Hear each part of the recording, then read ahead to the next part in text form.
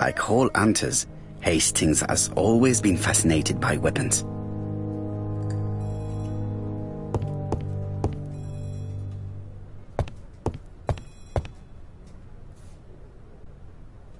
Jap has invested a great deal in his career.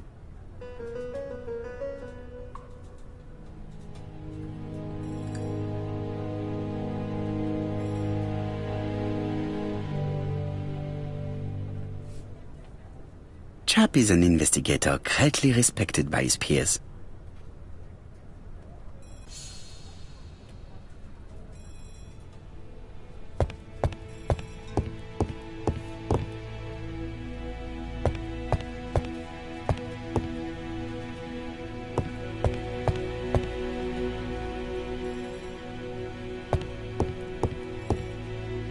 Jap's interview room.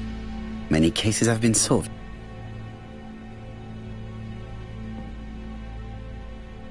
London. I really like this city. One thing is certain, you never get bored here.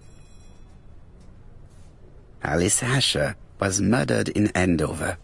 The ABC killer's first murder.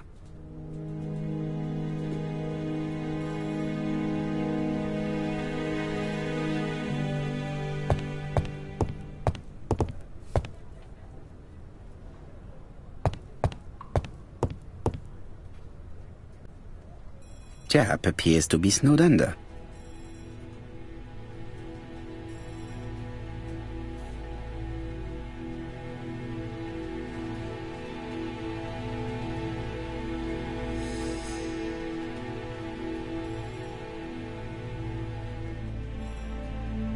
Jap appears to already be overloaded with work. My news is not going to improve matters. Bonjour, Chief Inspector. I am afraid we have some bad news. I have just received another letter signed ABC. The next crime will be on the 25th in Bexhill-on-Sea. Are you completely sure it's from the same person? I have compared the two letters. There is no doubt about it. I suppose you think he's going to carry out his threats. I fear so. Good God, Poirot. Bexhill is very busy at this time of year, and we have no idea who the next victim will be. I suspect that the name of the second victim will start with B. What on earth makes you think such a thing? I thought about it when I saw the name Asher clearly written over the shop door of the unfortunate woman who was murdered in Andover last month. When I received a letter mentioning Bexhill, I deduced that the victim, like the town, might have been chosen by alphabetical order. So it's an alphabet fiend. I'm going to have a list drawn up of all the people whose name starts with B. I hope there aren't too many of them. Bien.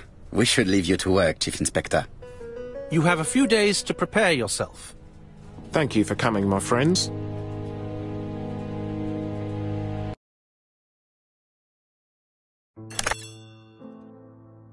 Poirot? Chief Inspector Jap, your call does not bode well. Indeed, we have just found the body of a young woman on the beach in Bexhill. An ABC was placed on the body. We'll be there as soon as possible.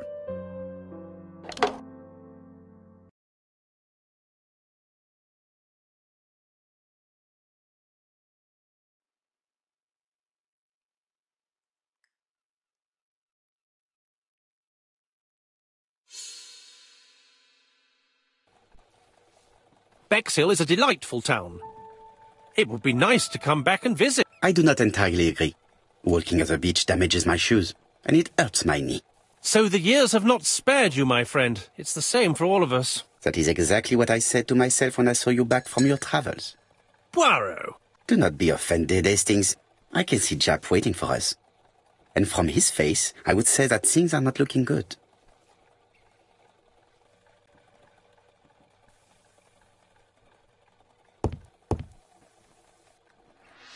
Bexhill seems to be a pleasant little town.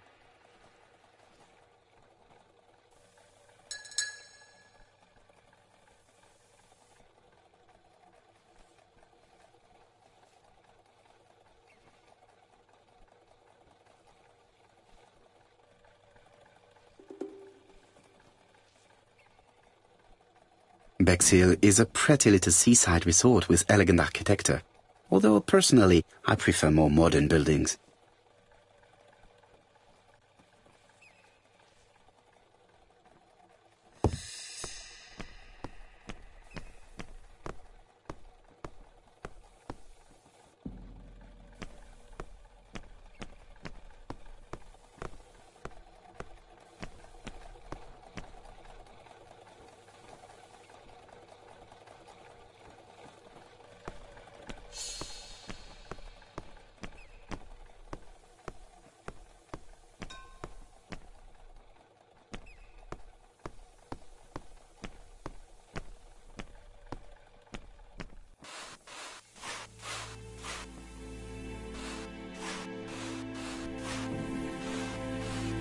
Hastings appears to be ill at ease. He appeared to be relatively indifferent to Miss.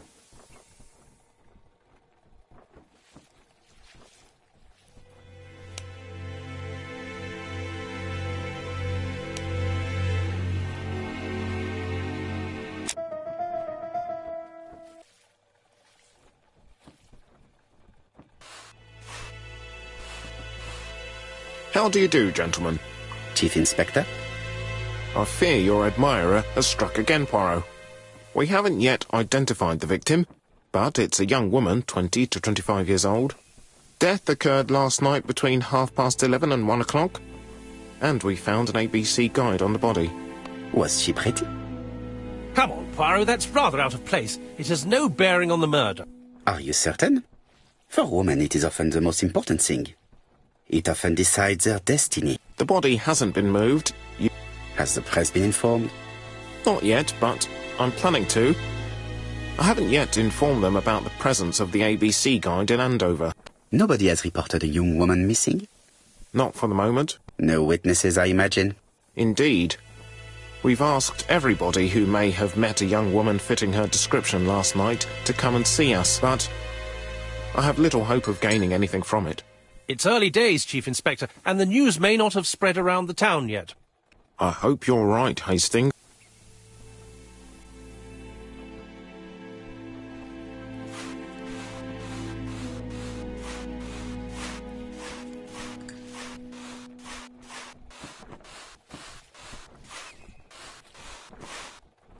This hut is locked. This hut is locked.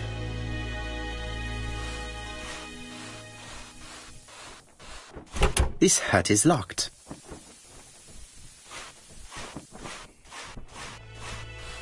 The padlock is locked.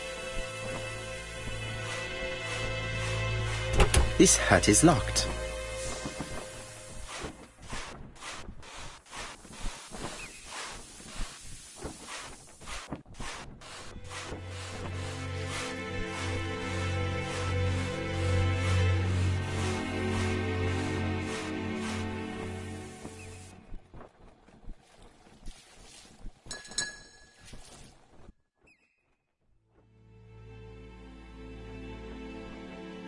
The guide is open at the page for the Bexhill train times.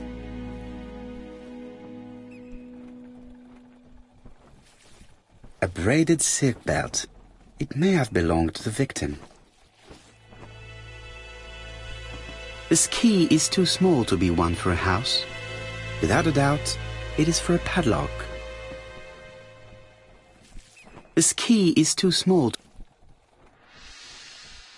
These marks have been left by a rope or a braided cloth.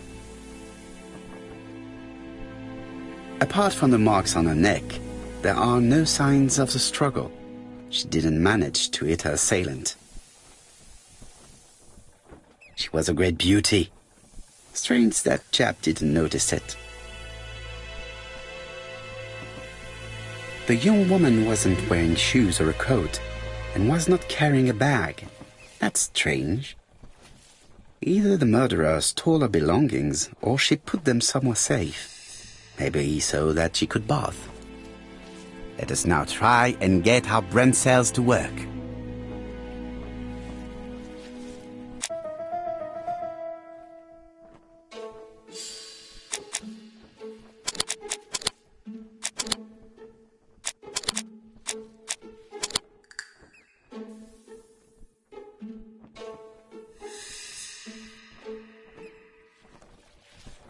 The poor child must have been strangled with his braided belt. Unfortunately, in view of the fabric, it is unlikely that we will find any prints. Let us now try and get our brain cells to work.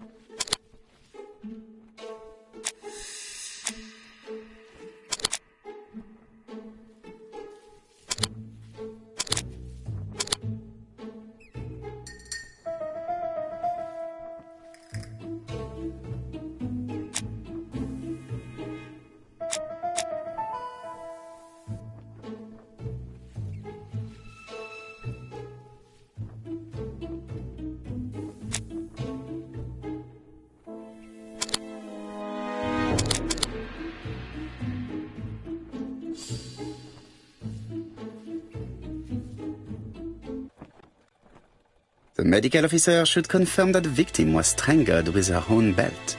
That's what I thought. She shows the usual signs of strangulation. With a little luck, we'll find prints this time. You are too optimistic, Hastings. Our killer is far too meticulous for that.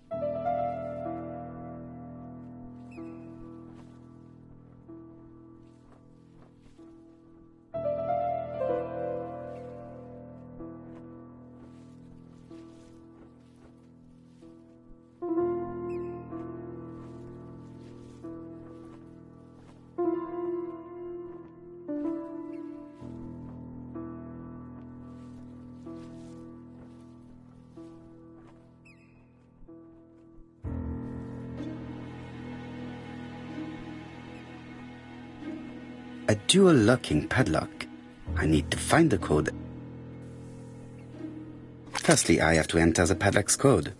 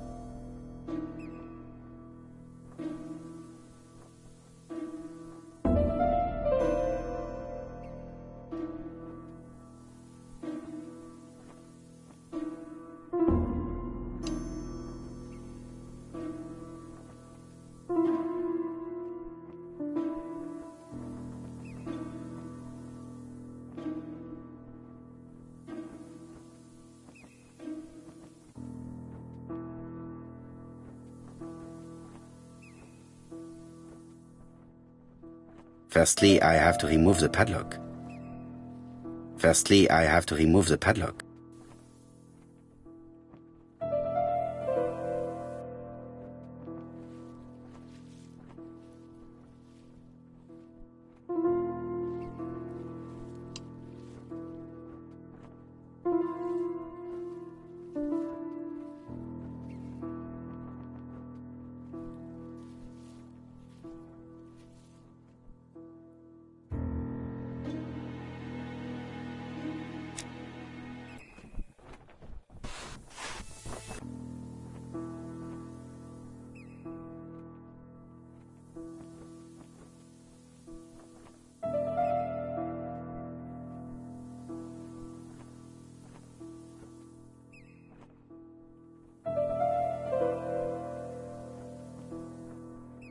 A dual locking padlock.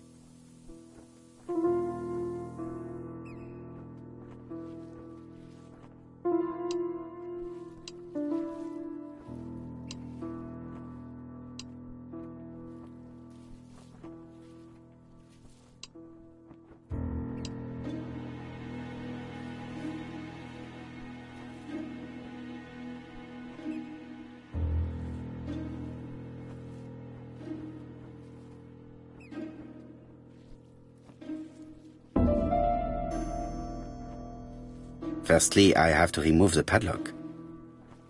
Firstly, I have to remove the padlock.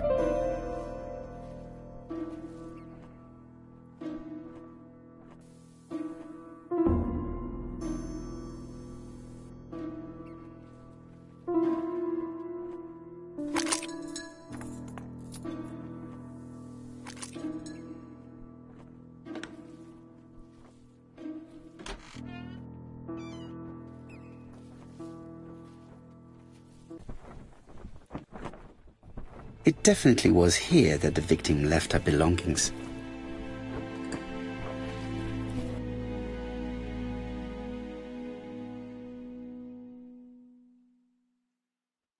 Betty's first day at work.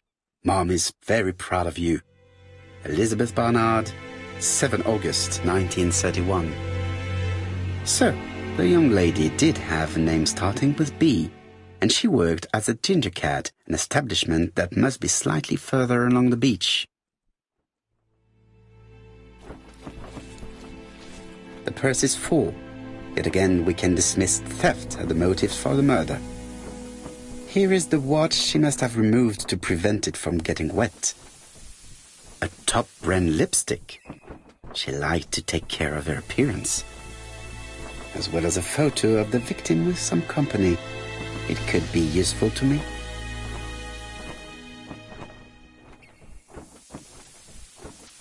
Jap has gone to the police. The victim has been identified and her family had reported her disappearance. She was called? Elizabeth Barnard, mainly Betty. She worked as a Ginger Cat at the cafe slightly further along the beach. But Poirot, how on earth? Never mind. Do you have her address? Yes, she lived with her parents on the street leading to the beach, number 22. Shall we go? You are far too impatient, Hastings. Let the poor people take in the news first. Let us go and visit the cafe where Betty worked.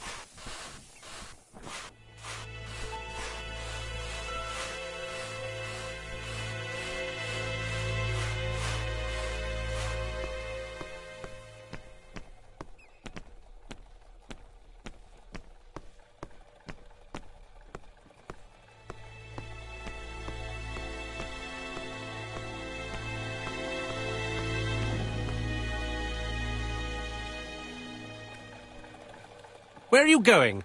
I thought the cafe was on the beach. You are quite right, Hastings. I am delighted to see you are following matters closely.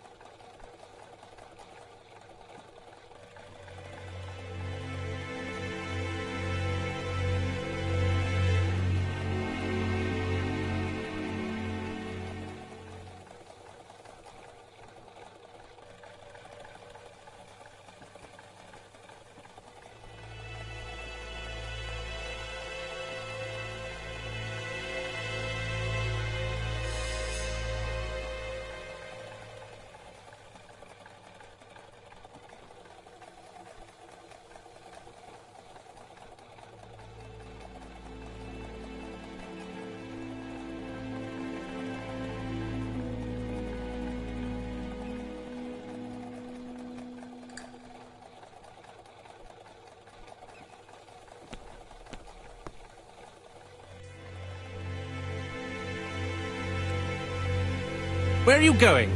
I thought the cafe was on... You are quite right, Hastings. I am delighted to see you.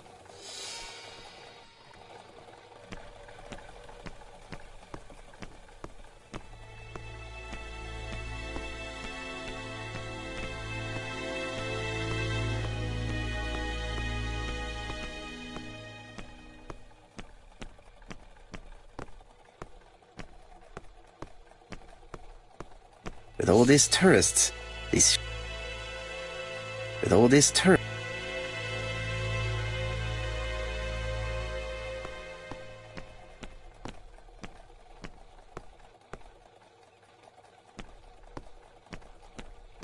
Hastings appears to be ill at ease.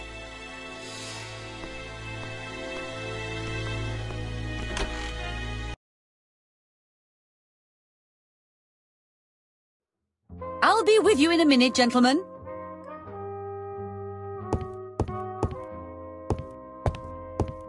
This is a well-laid table.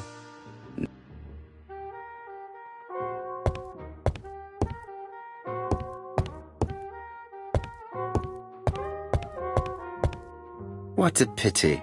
I don't have any change to make it work.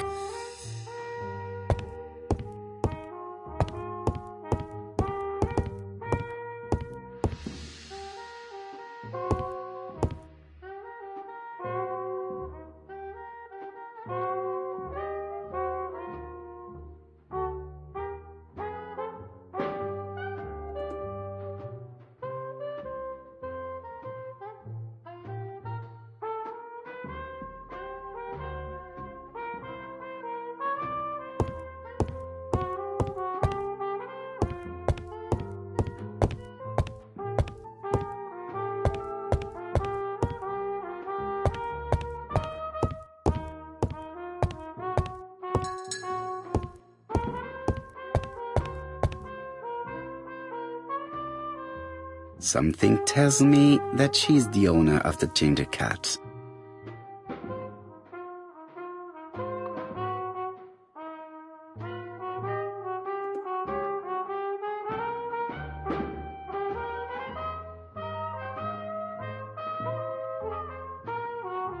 This woman must be the owner of the ginger cat. How can I help you? A hot chocolate and a tea for my friend, please. I'll bring it straight away.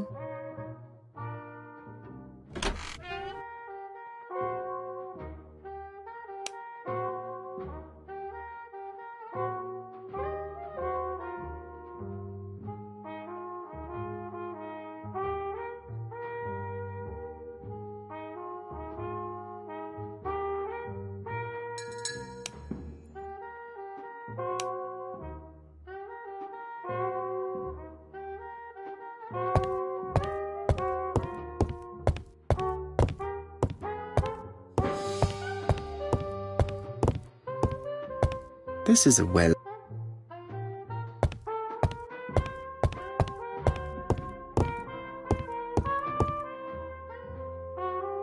I need to know the time range during which Betty was working on her own.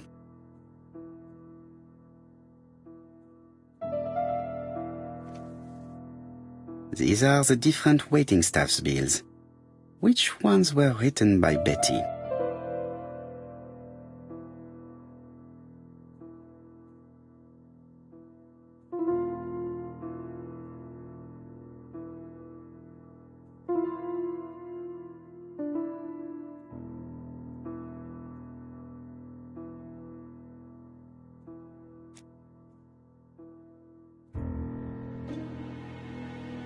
Where is Betty?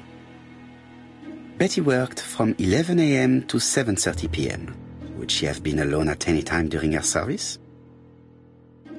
Betty worked from 11 a.m. to 7:30 p.m. Would she have been alone at any time during her service?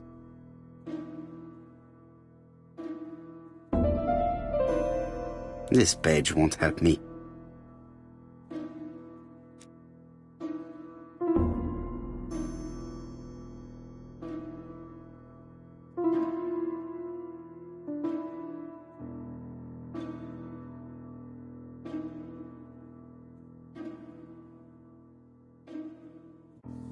Most probably a family. This bill may have been written by Betty. There is probably another one.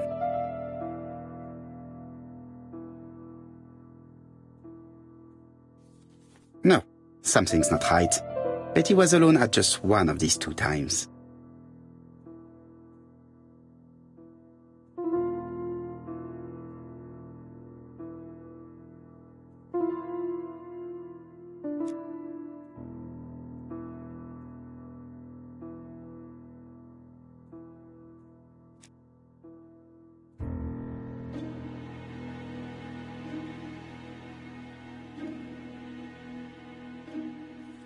Most probably a family. This bill may have been...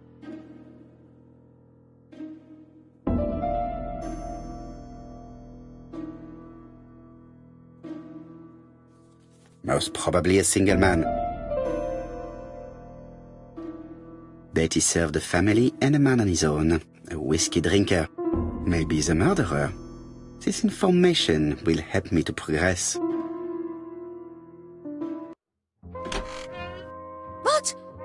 Gentlemen, what are you doing? We are searching for clues, mademoiselle. My name is Hercule Poirot. I am a detective, and this is Captain Hastings.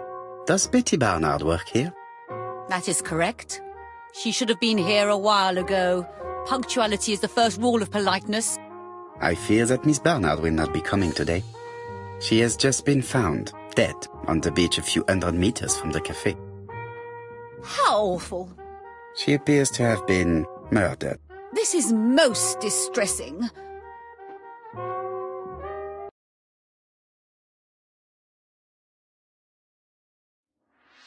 What can you tell us about Miss Barnard? Nothing, absolutely nothing. Miss Barnard was my employee. Her private life was none of my business. You did know at least that she had a young man. Indeed.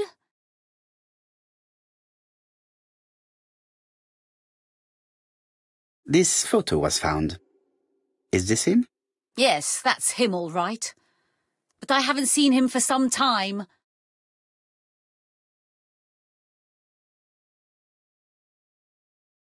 Do you think there may have been some problems between them? I'm not on those sort of terms with my staff. Now, please excuse me, I have work to do.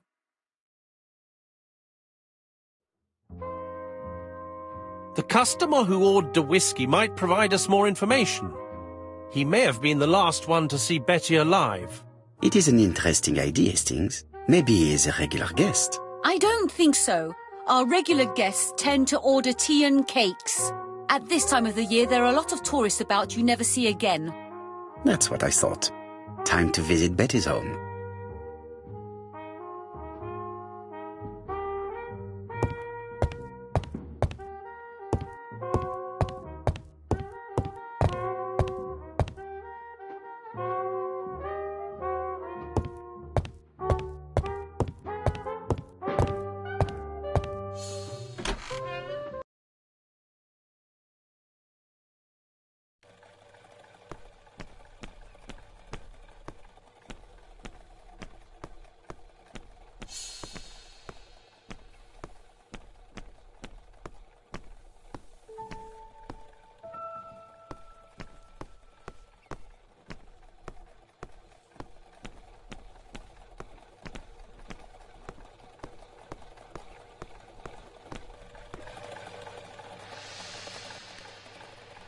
I think we've gone past the Barnard's house. Luckily for me, you haven't.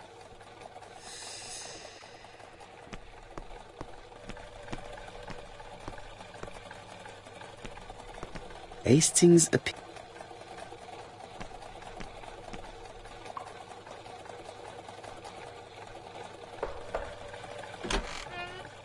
How do you do, mademoiselle? My name is Hercule Poirot.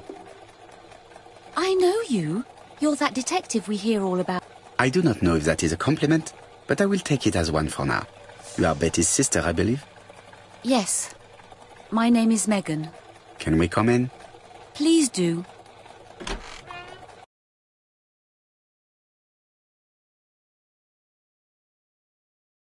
My parents are at the police station. I doubt they'll be up to speaking to you later. Do not worry, we will not bother them. Did you know your sister's plans for yesterday evening? No. I arrived by train this morning. My parents called me in a panic when they discovered that Betty had disappeared. She went out last night, but she didn't tell them where she was going. What was your last conversation about? Her new dress. She wanted a pair of black stockings to go with it. Mother brought her a pair. The very day it happened. She was crying. And to think that Betty never even wore them. Oh, Mummy.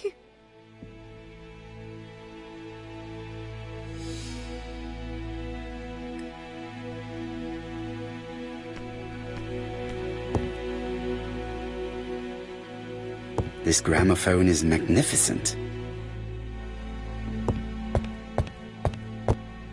Family photos and files.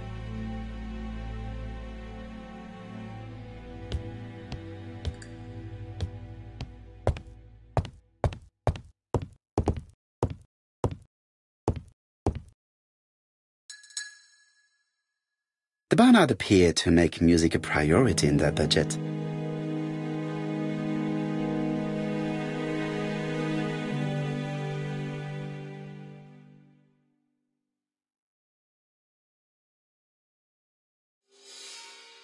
Their home is modest, but the Barnards are definitely music lovers.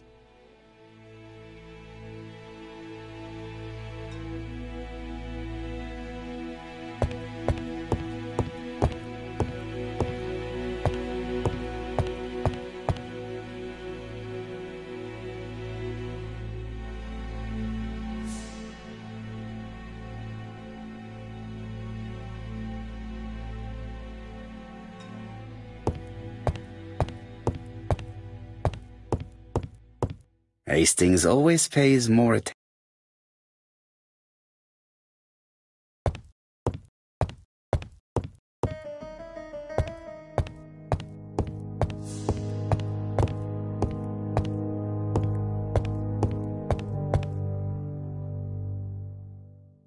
What is she feeling at the moment?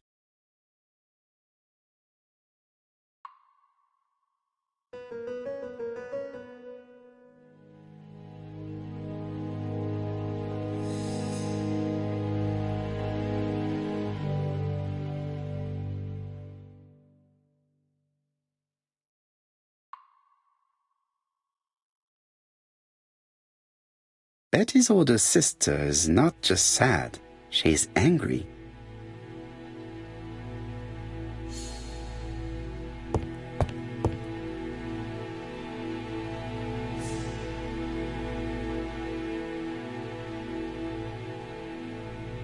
Your sister had a fiancé, I believe?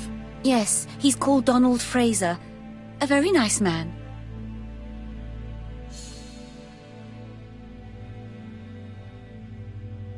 Do you know where we might find him? He works at the estate agent's, Court and Brunskill.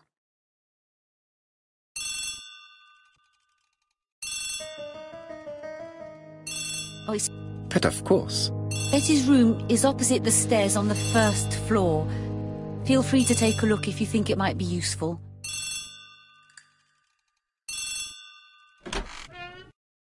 This young woman is far too clever not to have anything else for us. Do you think she's hiding something? That is what I'm trying to find out. Surely you don't think she did it? I did not say anything of the sort. But young women always ruin your judgment, Hastings. Who knows, maybe Megan was jealous of her attractive young sister. I see. She may have had her sights on the inheritance. Or maybe she was in love with Donald Fraser. We have to study all scenarios, even the most unlikely. But I doubt that Mr. and Mrs. Barnard are rich enough to justify murder. While I try and get Miss Barnard to talk, I would like you to try and find Donald Fraser. It should be easy to find the estate agents where he works. Bring him to the Ginger Cat. I would like to talk with him before the Chief Inspector finds him.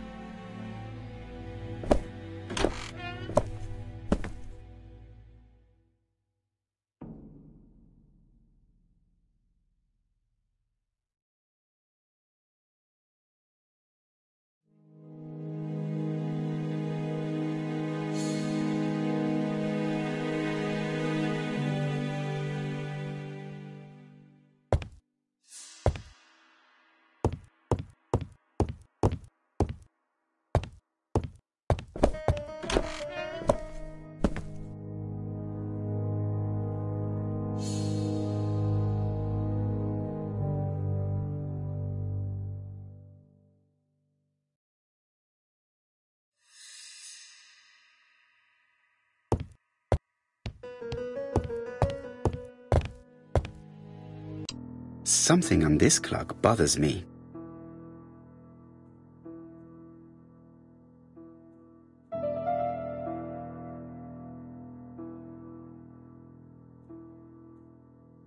What a strange mechanism.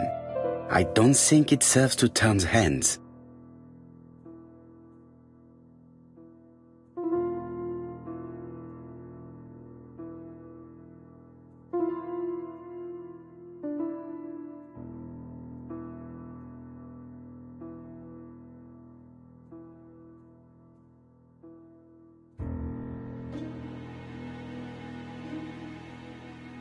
There, that's better.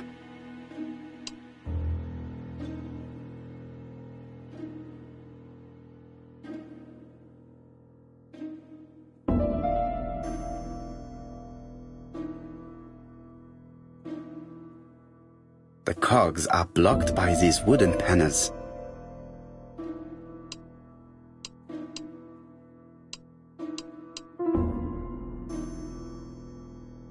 The cogs are blocked by these wooden panels.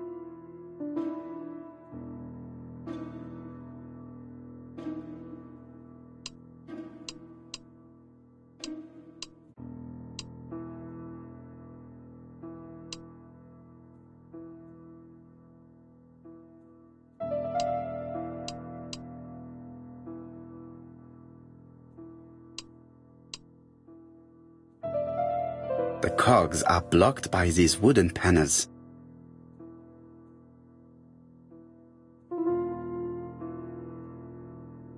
The cogs are blocked by these wooden panels.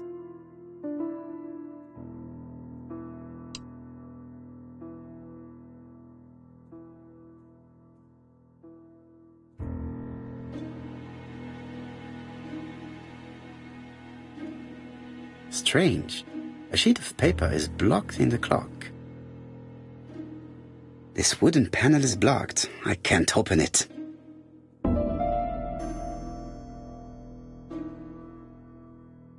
This wooden panel is blocked. I can't open it.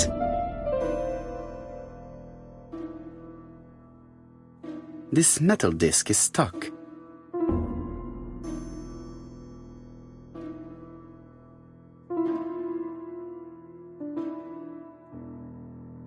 The cogs are blocked by these wooden panels.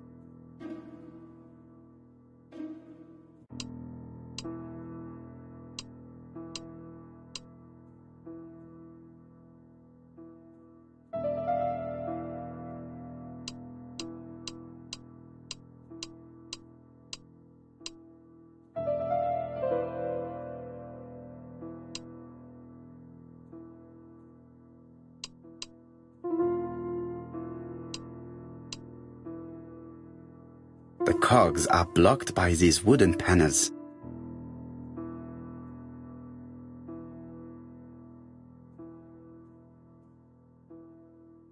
The cogs are blocked by these wood. The cogs are blocked by these wooden panels. The cogs are blocked. The cogs are blocked by these.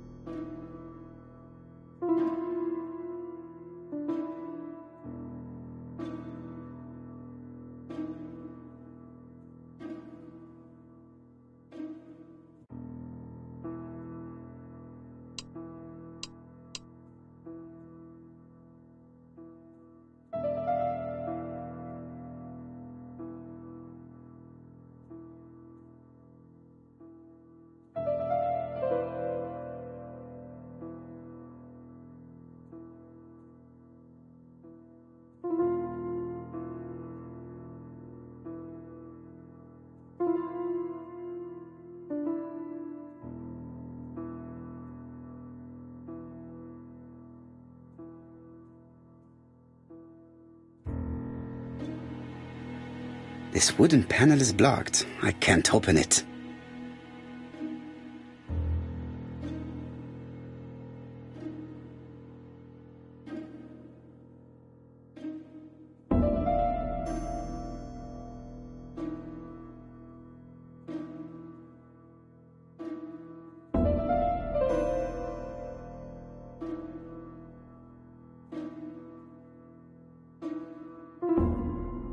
This metal disc is stuck. This metal disc is.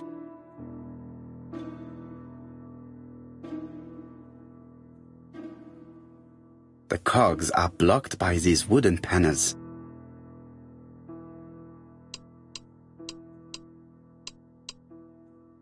The cogs are blocked. The cogs are blocked by these wooden. The cogs are blocked by these. The cogs are blocked. The cogs are blocked. The cogs are blocked by.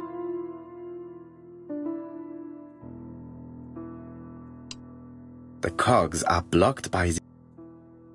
The cogs are blocked.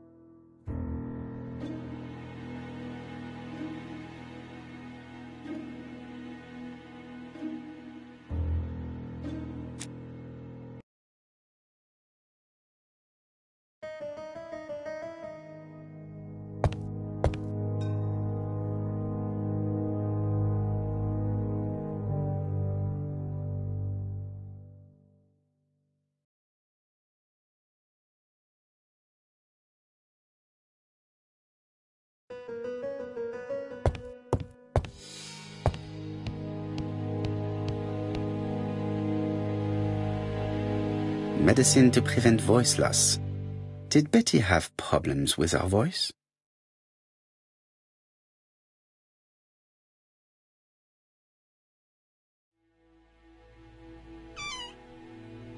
This small key should be useful to... I've finished with this up.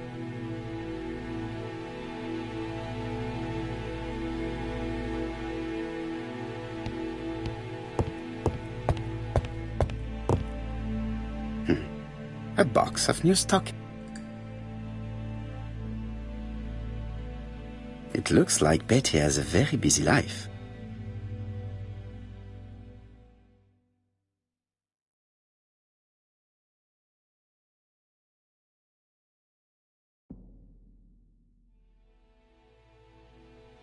Betty liked luxury and going out, and being as pretty as she was, she probably did not have any problem getting herself invited.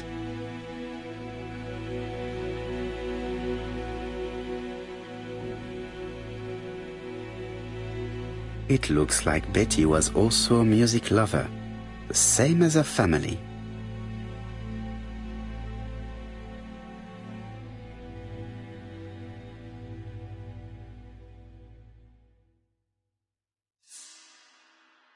Without a doubt, Betty used to sing.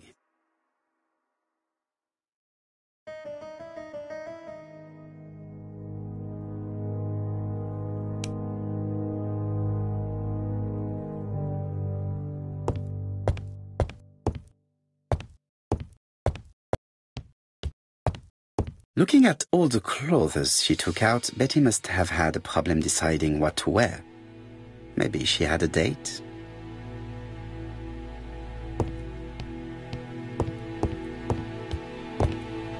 A record sleeve with an handwritten title. Betty must have recorded a demo. I'd be interested to hear it. A record...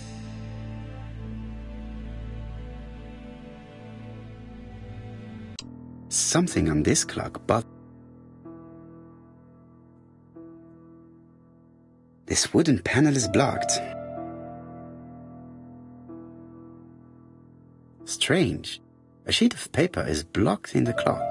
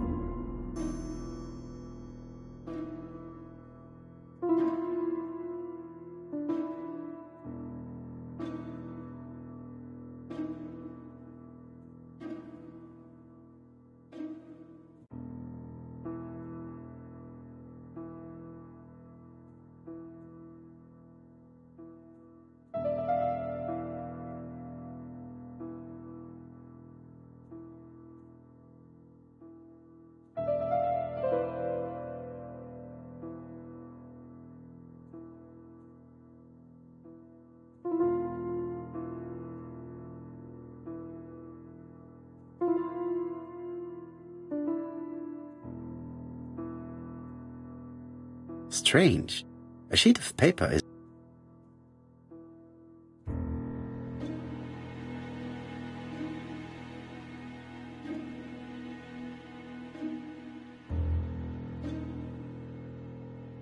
There, that's better.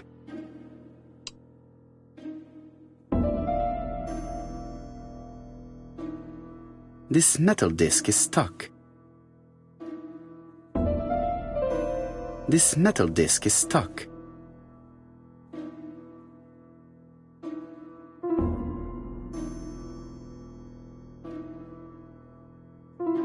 What a strange mechanism. I don't think it serves to turn the hands.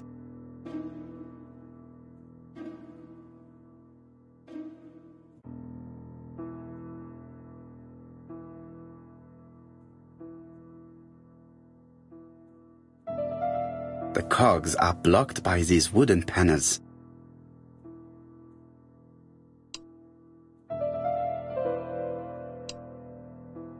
The cogs are blocked by these wooden panels. The cogs are blocked by. The cogs are blocked by. The cogs are blocked by.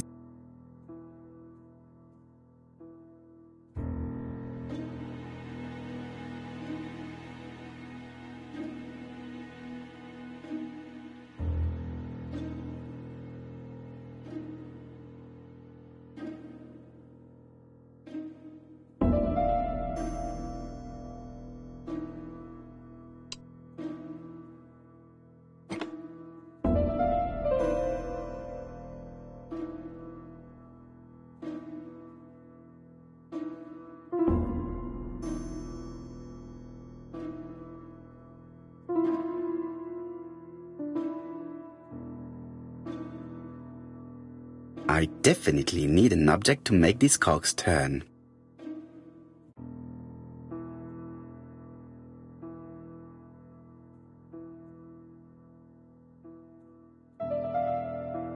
This metal disc is stuck.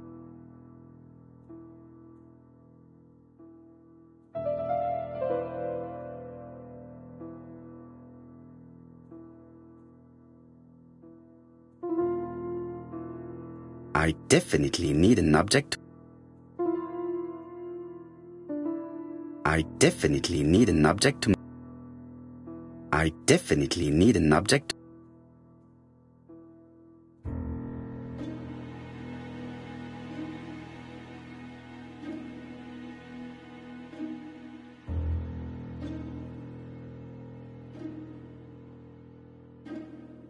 I definitely need. Strange.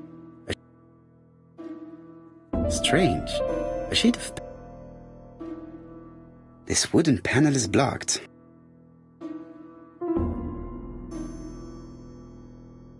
This wooden panel is.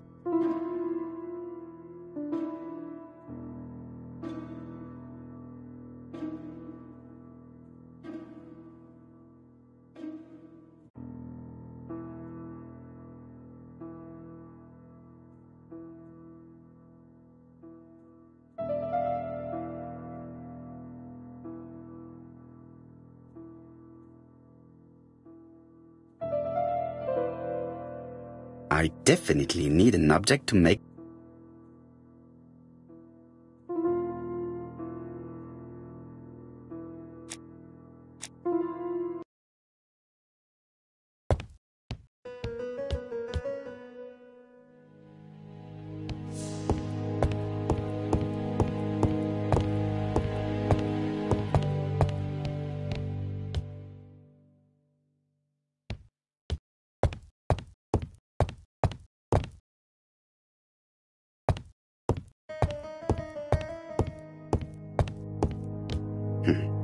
A box.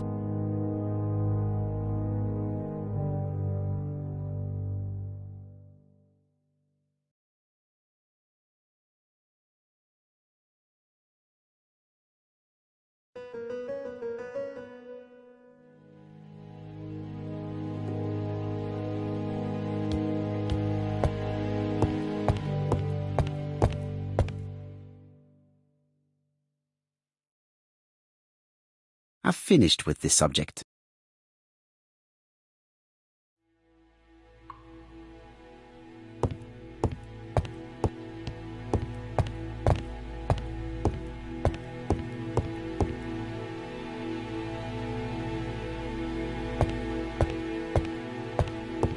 I have not finished inspecting.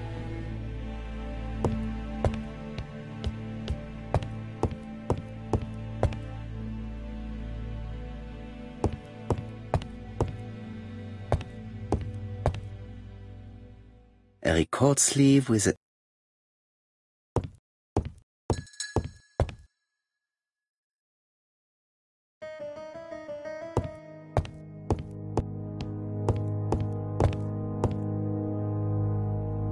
Without a doubt, Betty used to sing. Without a doubt, Betty used to sing.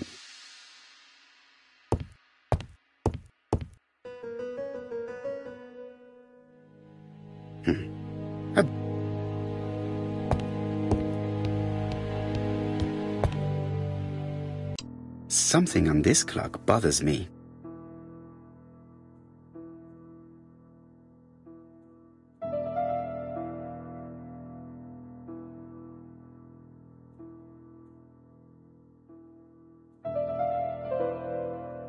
What a strange mechanism. I don't think it serves to turn the hands. The cogs are blocked by these wooden panels.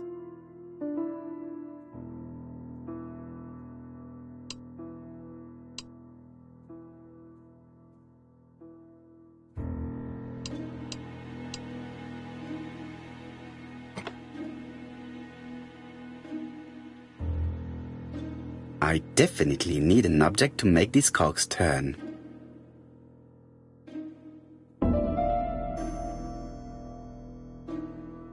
I definitely need an object to make these cogs turn.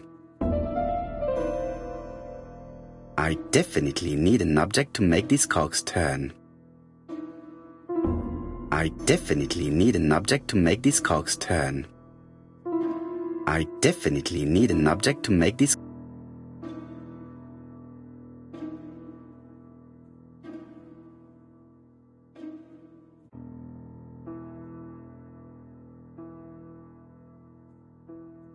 There, that's better.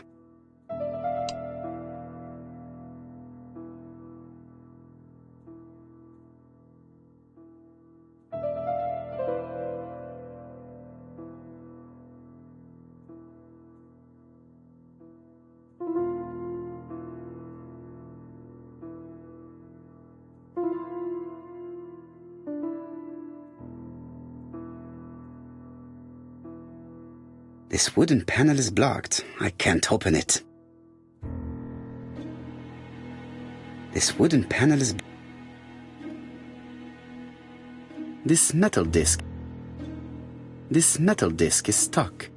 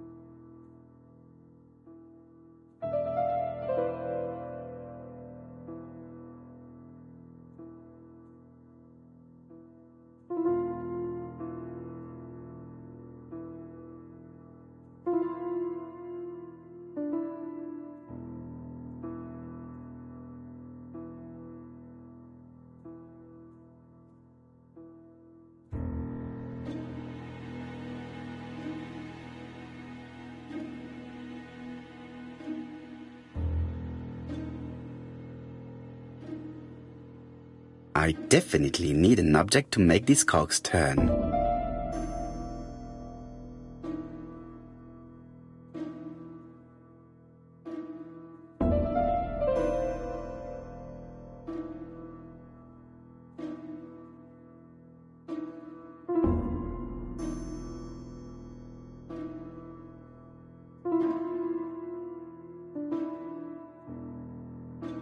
I definitely need an object to make.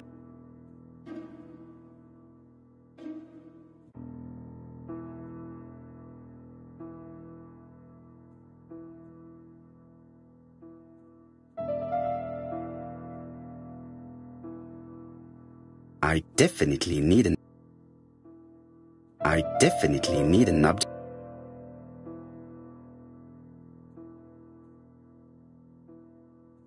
This leg is not well attached.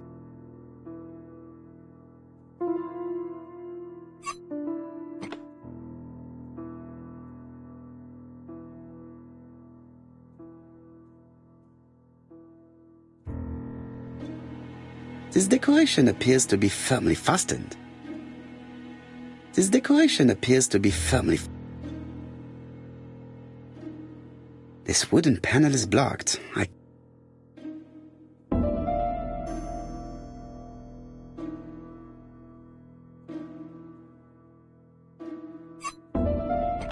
Good. It should be... Look, a key. This could be useful. This code probably has something to do with the mechanism above the clock.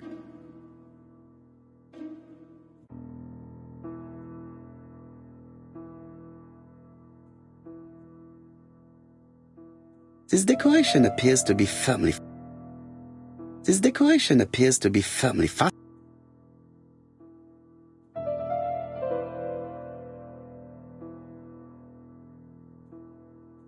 This decoration appears to be...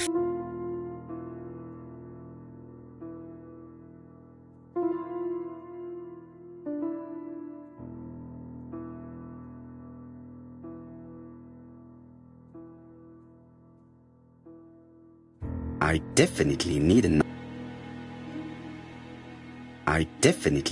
object.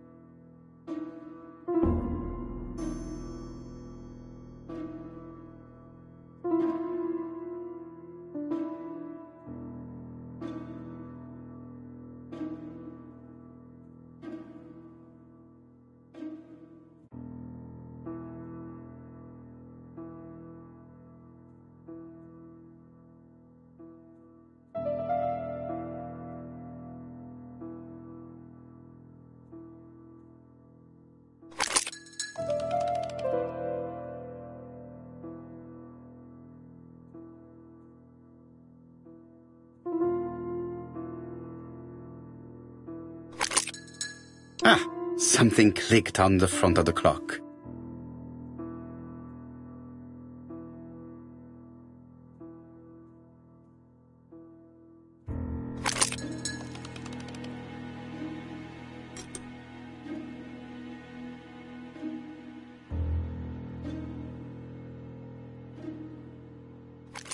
This could be useful.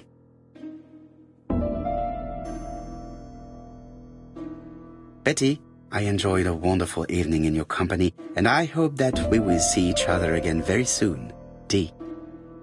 My dearest Betty, I know that your art is already spoken for, but you are the most beautiful dancer I have ever had the pleasure of meeting, and I am impatient to see you again.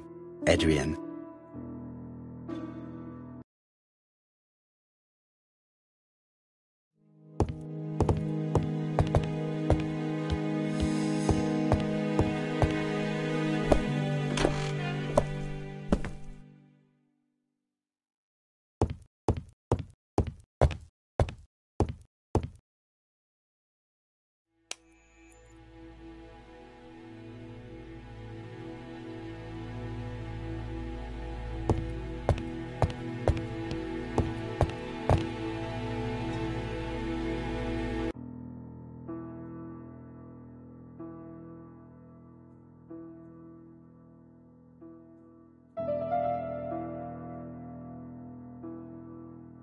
Let us see. What is this cupboard hiding?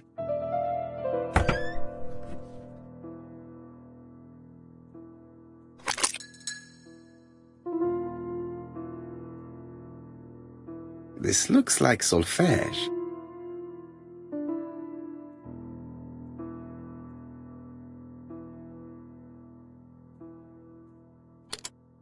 That doesn't work. I must have forgotten a step.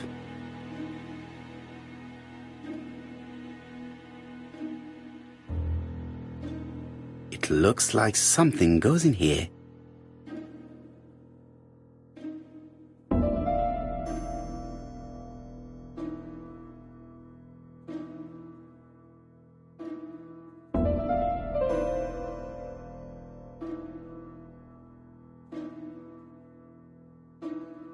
I cannot open it.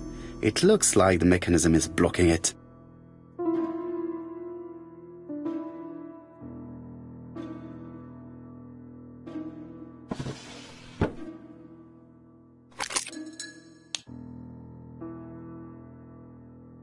There is bound to be a clue somewhere.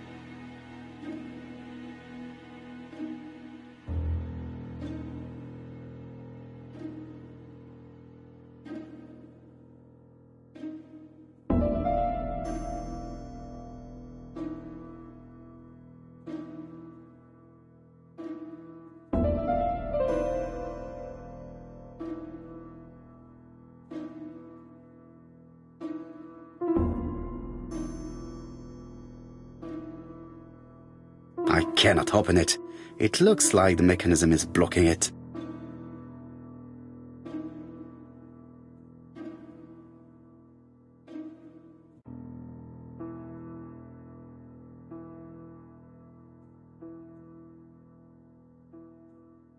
That doesn't work.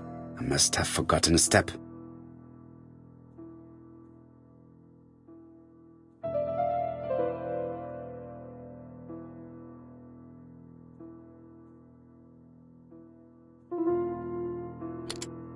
That doesn't work.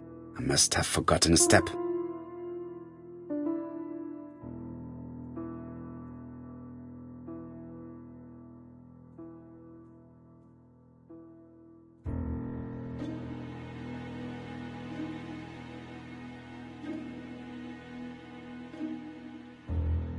It looks like something goes in here.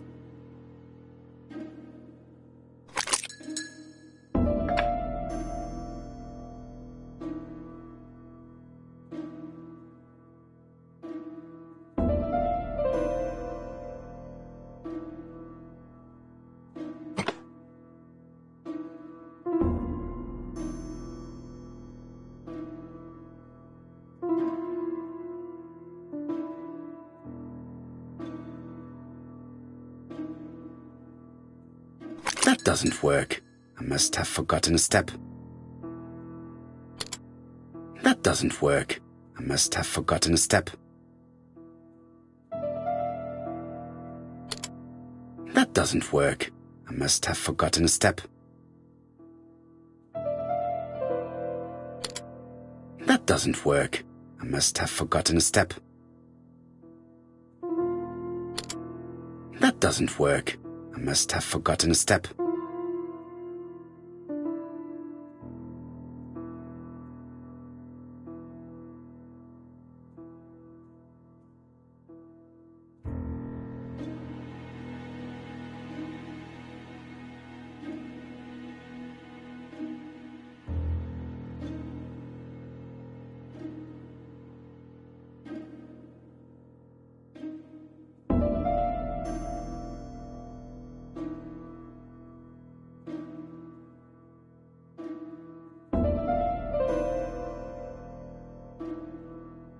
cannot open it.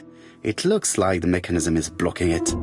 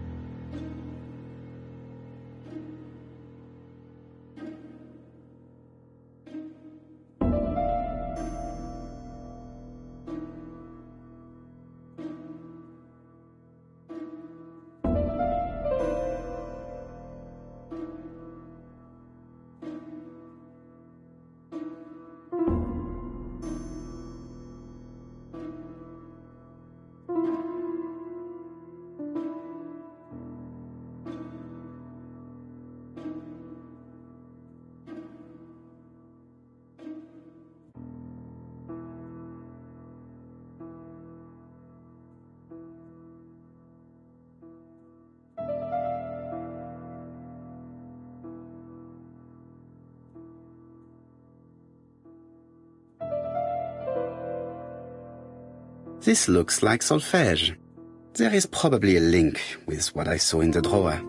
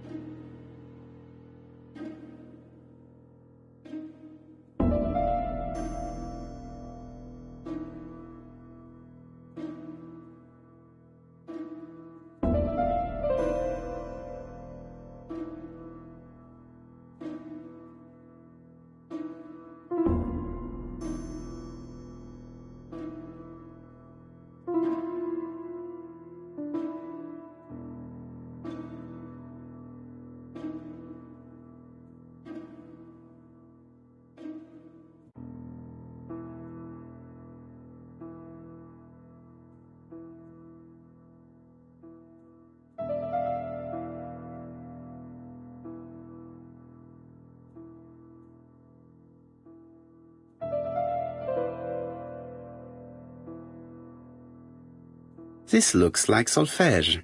There is probably a link with what I saw in the drawer.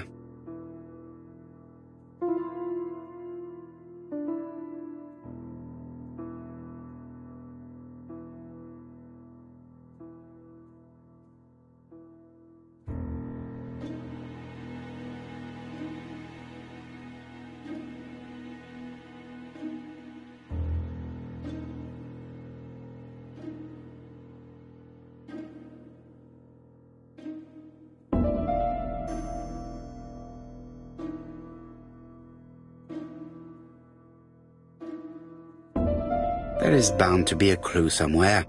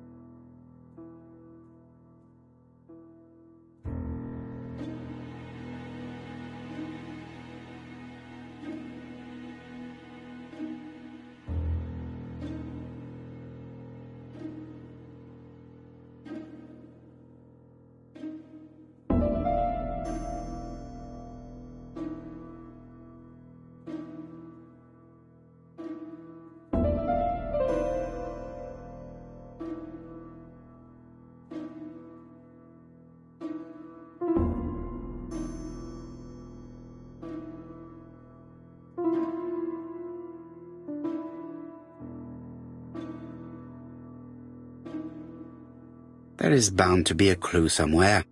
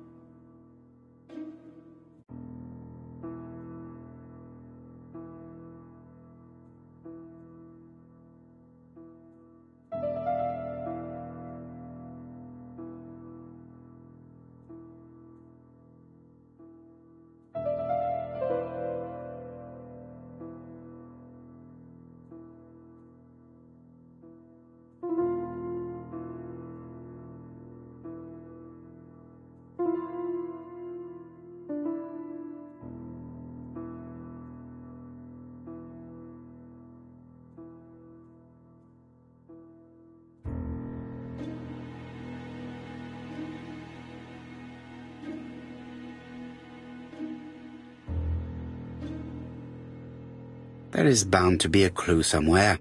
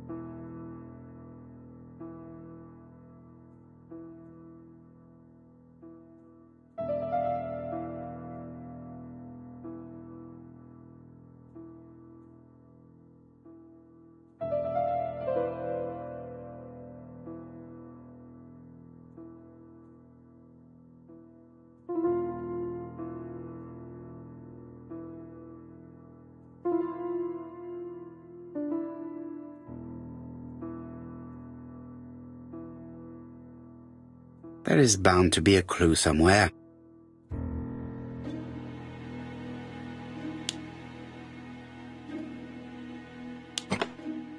I heard the sound of a mechanism being triggered.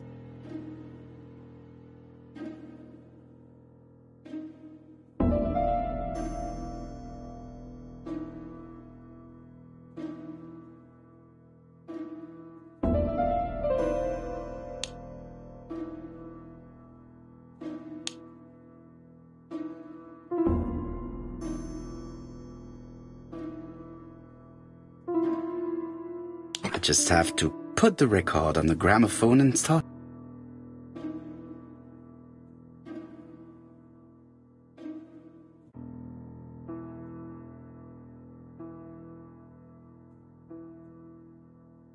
That doesn't work. I must have forgotten a step. That doesn't work. I must have...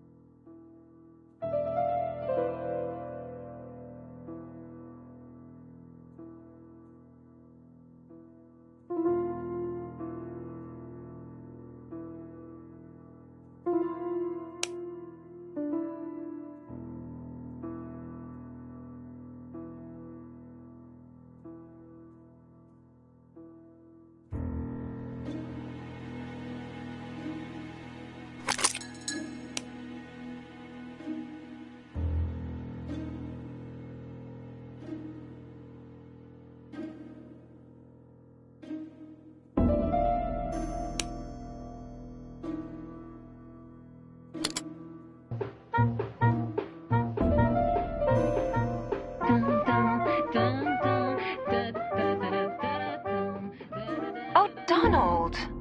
We're in the middle of recording. Sorry, Betty, but it's not wise. The doctor said you should rest your voice. You're such a killjoy sometimes.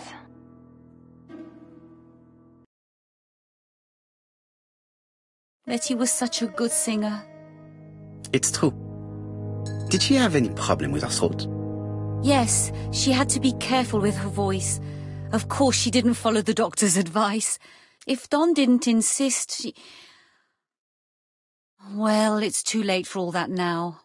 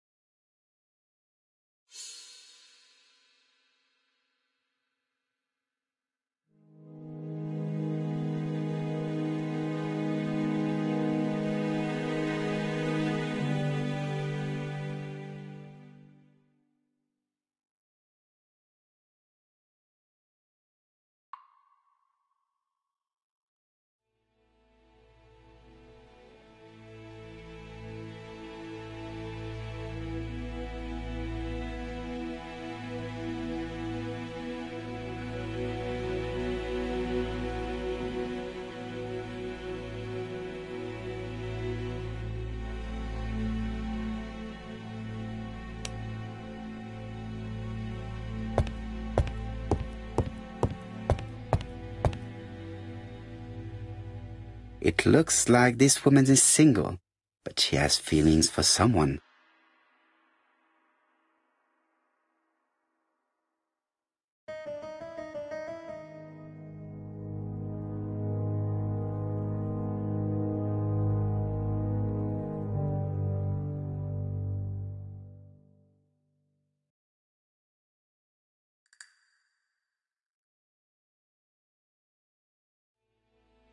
She is looking so intensely at this photo.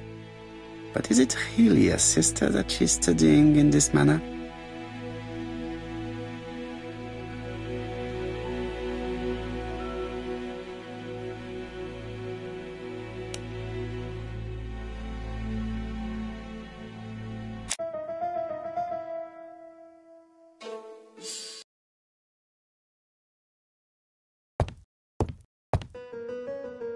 They made the perfect couple, am I correct?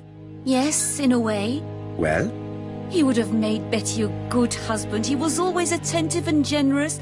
Oh, a true gentleman. I hear a note of envy in your voice. You must have heard wrong.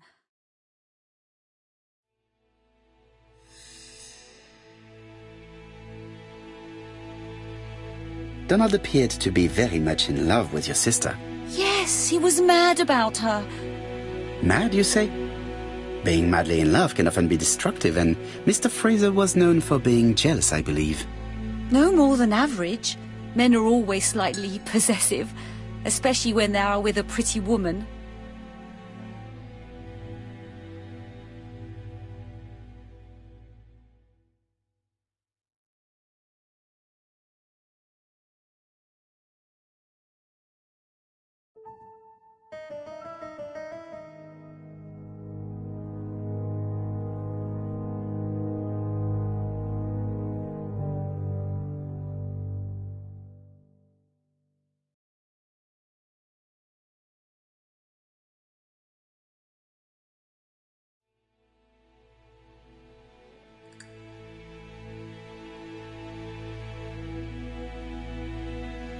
I am not your enemy, Mademoiselle Bernard. And you are not my friend either, Mr. Poirot, sir. Yes, but your lies are not helping Mr. Fraser, or you for that matter.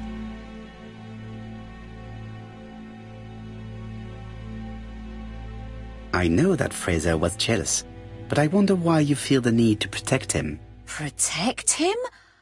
I hope you're not suggesting... That you are Fraser's accomplice? There is nothing to suggest that, at least not yet. It would appear that your sister's murder is the second in a series that we have to stop as quickly as possible. The first was in Andover, and the same as your sister, the murderer sent me a letter informing me that a crime would be committed in that town. Now can I count on your honesty? Yes, you have my confidence, Mr. Poirot. Don is a quiet and sensitive young man, slightly reserved too, and as is often the case with reserved people, when he flew into a temper, he completely lost control. He could be so violent. Betty was frightened. And when was this? The first time was about a year ago. But they rowed more recently. Donald found out that Betty had lied to him. She said she was going out with a girlfriend, but she went out for dinner with a married man. It was an awful scene. She told him that until they were married, she was free to go with whoever she pleased. Donald turned quite pale and started shaking and kept saying one day... Well? He'd commit murder.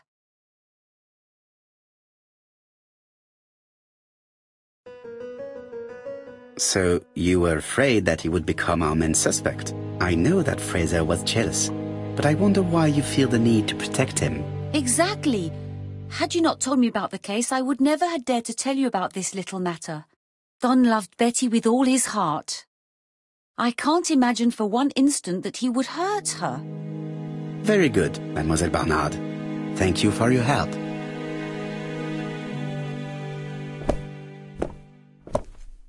Fraser is at the Ginger Cat. The police haven't spoken to him, but they want to. Très bien, Hastings. Let's see him now. Au revoir, mademoiselle. My deepest condolences to your parents. Of course, Miss. And don't be too hard on Don. If you say so. Let us now try and get our brain cells to work.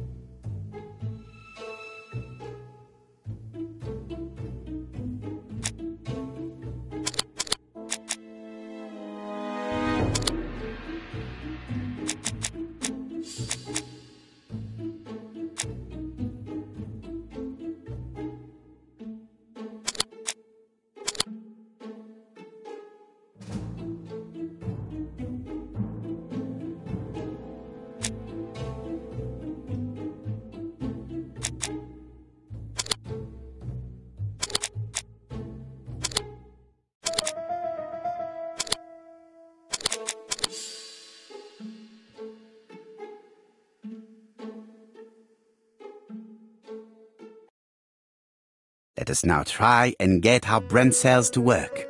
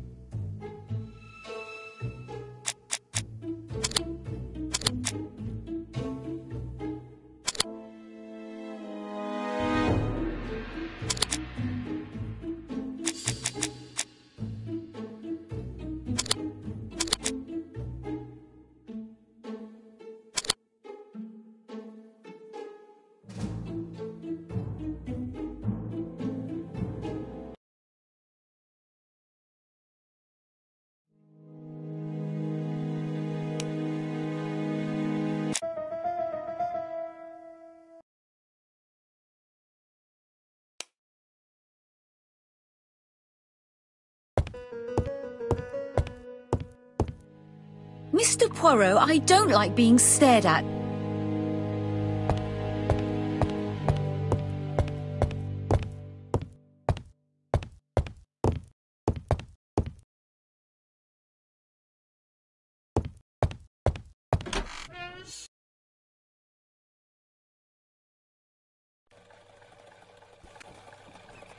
You've seen Fraser, Hastings. What is your feeling? He's a big chap. Fragile isn't exactly the word that springs to mind. I talked to his landlady before seeing him. She went to bed at 11. Bien. Megan Barnard said he is a reserved character but with a nasty temper. We will see if this is the case.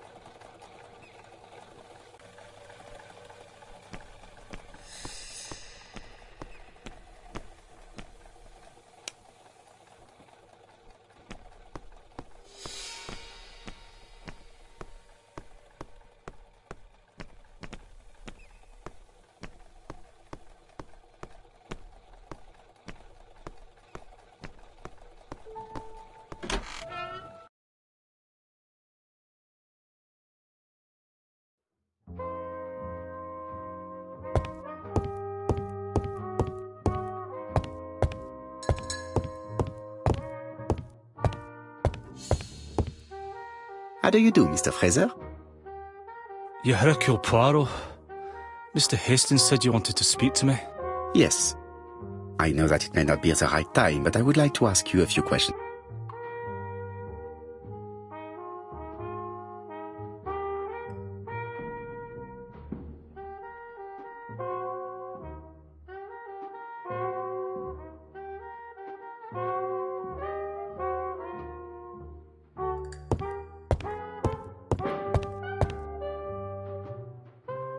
This man looks suspicious.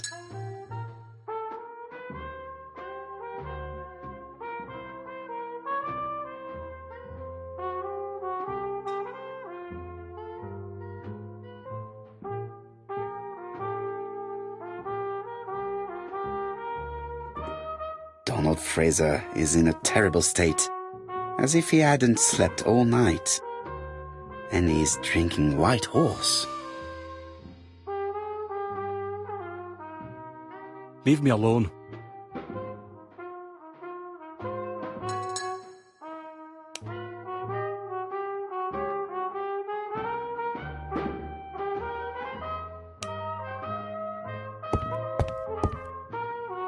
Tell me that it's a mistake. Sadly, your lady friend has been murdered, Mr. Fraser. Oh, Betty, if only you'd listened.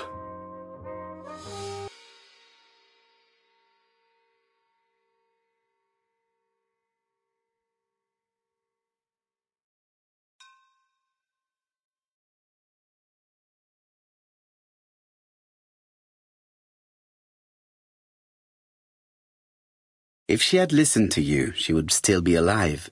Should I take that to be a confession? With that sort of thinking, you must send a lot of innocent men to prison. Under different circumstances, I might even find you amusing, sir. It's no time for amusement, Mr. Fraser. It is time to find your fiancé's killer. Did you know what her plans were for the evening? She said she was having dinner with her sister.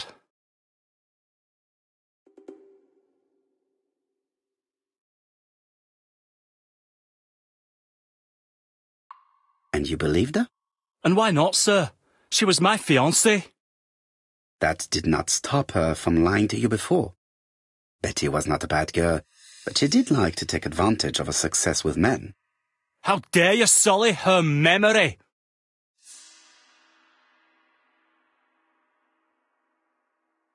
Please excuse me if I appear to be brutal. I understand that this is a difficult time for you. So you understand why I don't feel like talking, Mr. Poirot?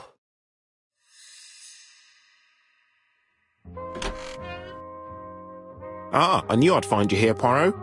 I thought the victim's young man was here. Yes, is all yours, Chief Inspector. Let us now try and get our brain cells to work.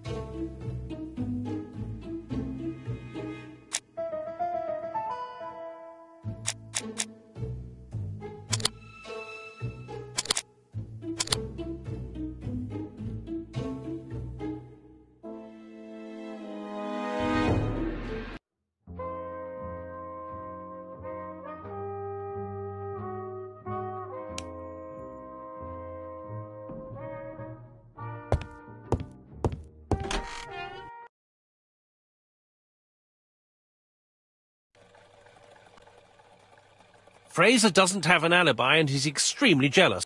You are very skilled at And yet you haven't asked Japp to arrest him. It is too soon. But I agree, without the letters announcing the crimes, Fraser would already be behind bars. Bon, I think we have enough elements. Let's reconstruct. I can't imagine how the murderer wasn't seen, though. Surely she must have struggled. Let us try and imagine the scene.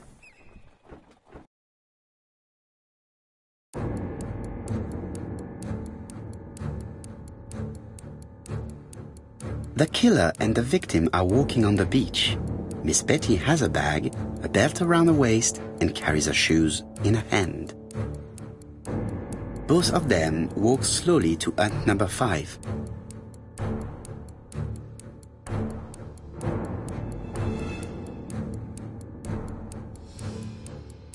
Miss Betty enters the hut. No. It wasn't hut number 5. Let us think again, mon cher.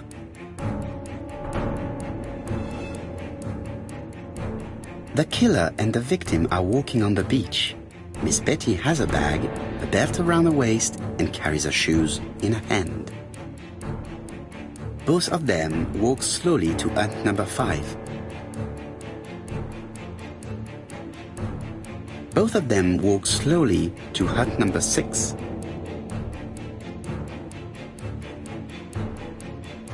Miss Betty enters the hut. She leaves without her belongings. Then she hides a coat.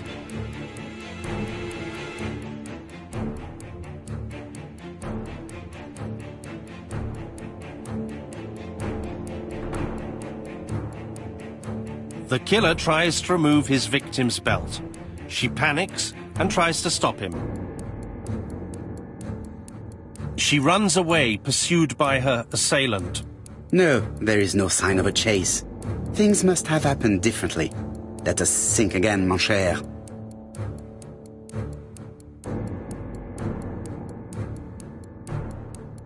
The killer and the victim are walking on the beach. Miss Betty has a bag, a belt around her waist, and carries her shoes in her hand. Both of them walk slowly to hut number 5. Both of them walk slowly to hut number 6. Miss Betty enters the hut. She leaves without her belongings. Then she hides a coat.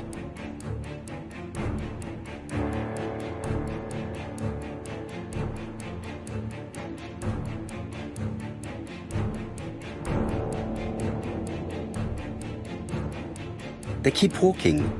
Then she removes her belt.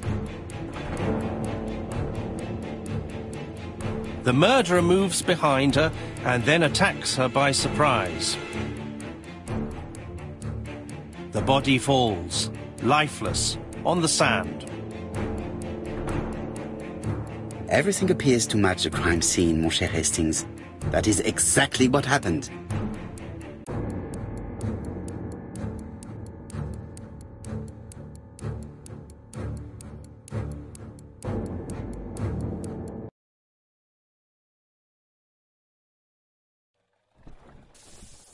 Without the ABC, we might have suspected Mr. Asher and Mr. Fraser. But by timing his crimes, the murderer is making sure he's accused. In a way, it is very generous of him. Generous?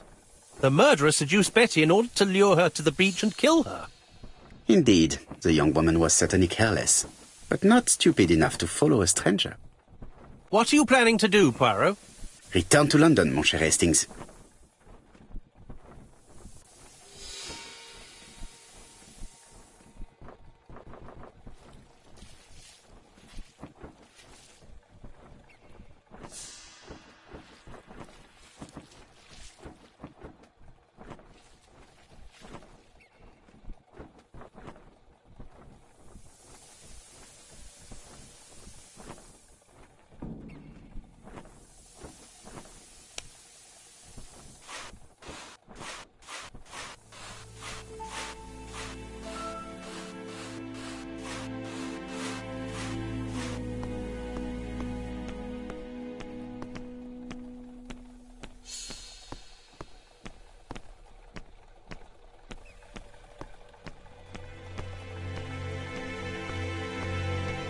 Right, back to London.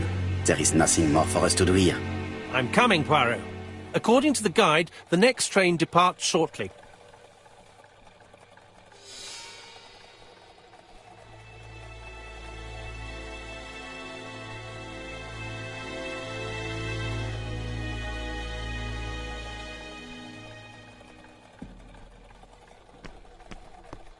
Right, back to London.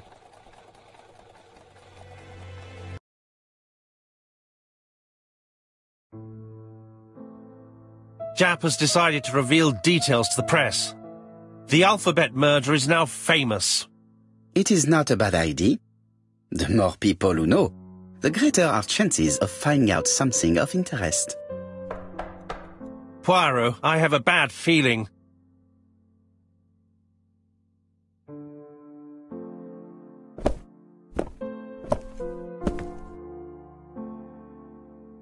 Poor Mr. Poirot, not so good at these little criminal matters as you thought yourself, are you?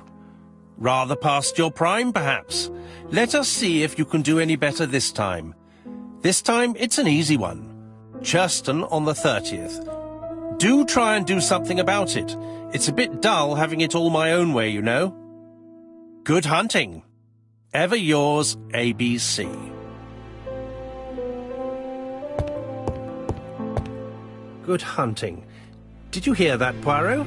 The murderer seems to be taking it all as a game, a challenge. He will strike on 30th in Churston. We must warn Scotland Yard.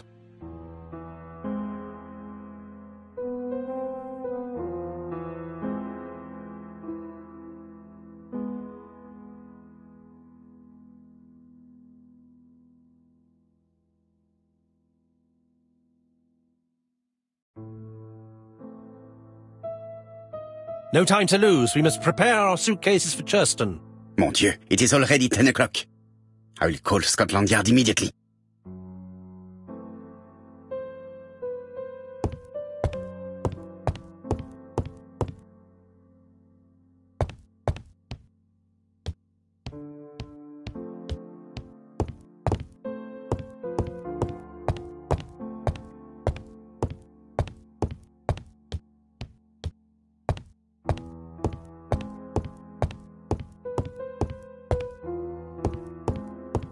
I lock my revolver in this drawer.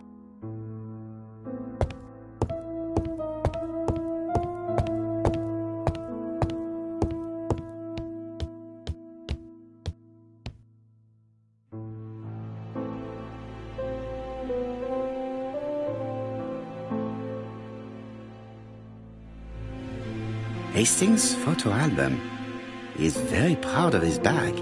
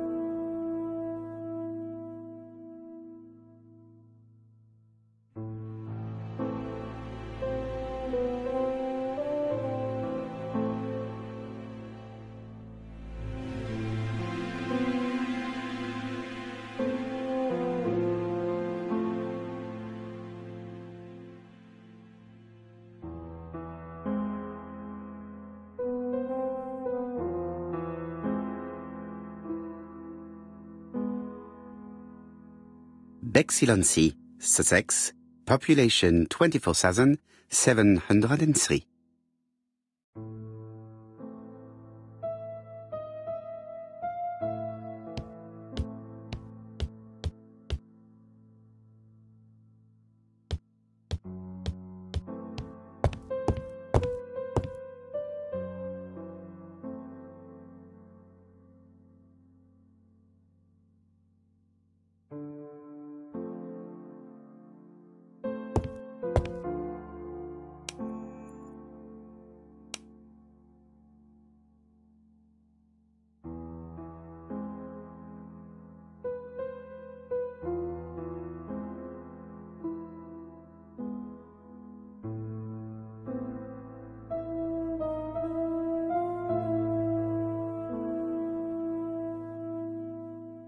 Poor Mr. Poirot.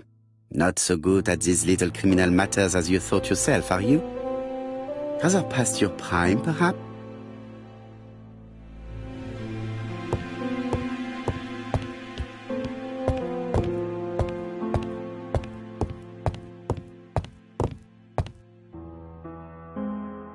It is not a good time. Hello, chap. We received a new letter from ABC in the 10 o'clock post. Where and when? In Cheston. Today. Today? I'll inform the population immediately. I'll check the train times. Call me back.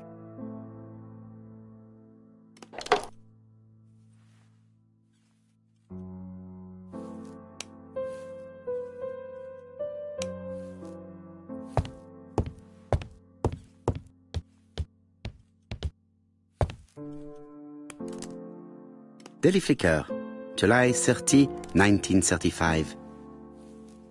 In this issue, we are publishing provocative letters. Daily Flicker, July the 26th.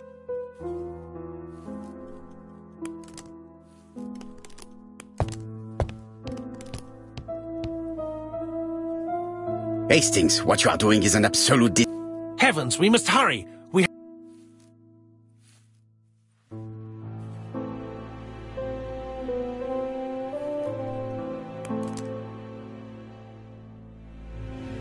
Hastings, order and method are always necessary, regardless. Okay, I'll let you pack them. All the same, it really is a disgrace to leave your belongings in such a mess.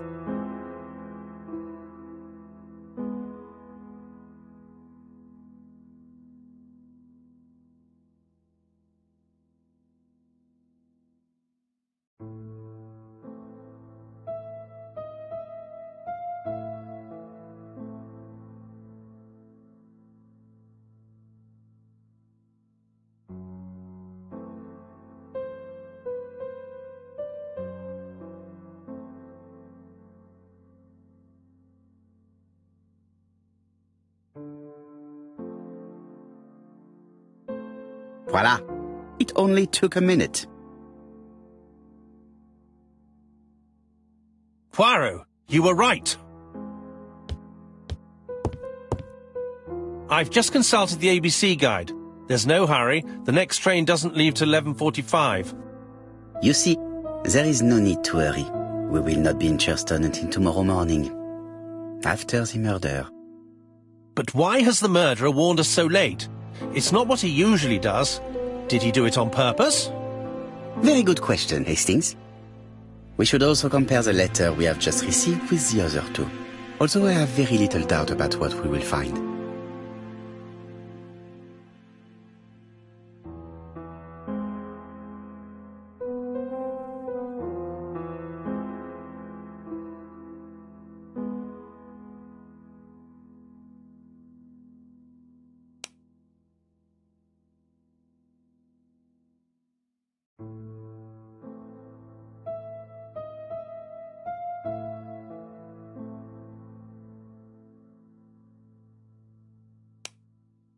Poor Mr. Poirot.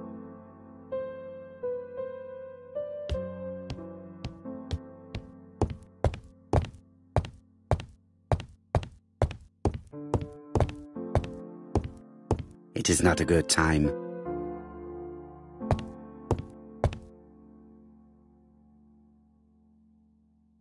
Ah, some cool air.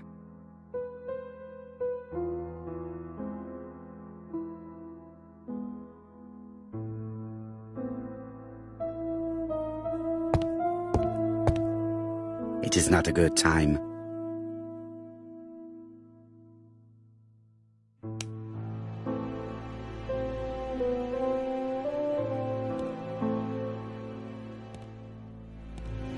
It is not a good time. It is not a good...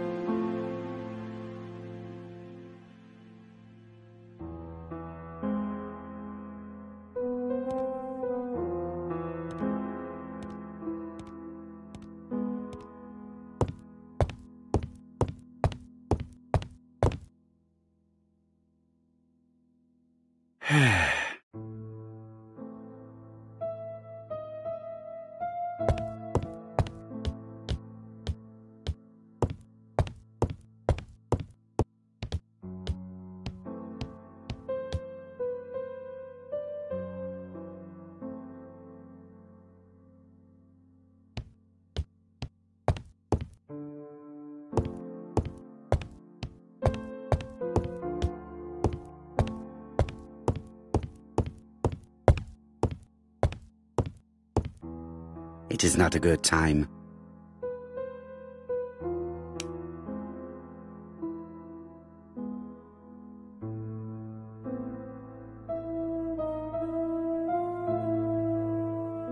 Poor Mr. Poirot.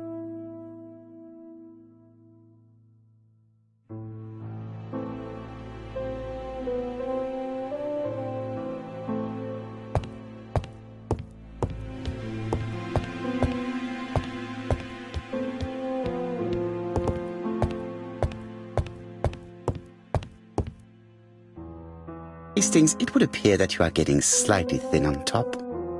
Really? I hadn't noticed.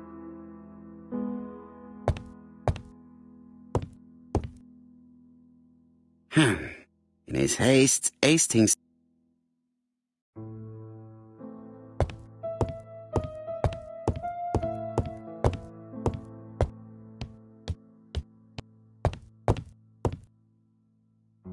Right, let us compare this new letter with the second one. Let us examine this more closely.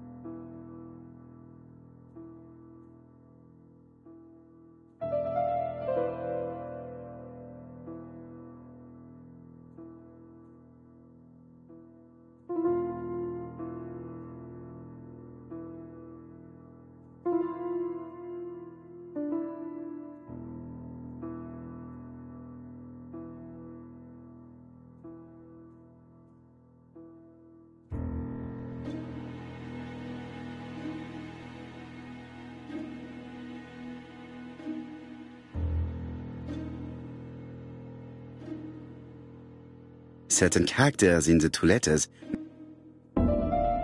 Yes, this I is weird. Yes, the I have to find some other. Yes, the A appears to be quite... That's right, the A I have to find some...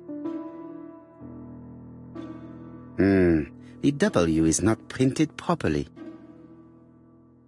Of course, the W characters in the... My theory was right. These two letters were written with the same typewriter. Let us now try and get our brain cells to work.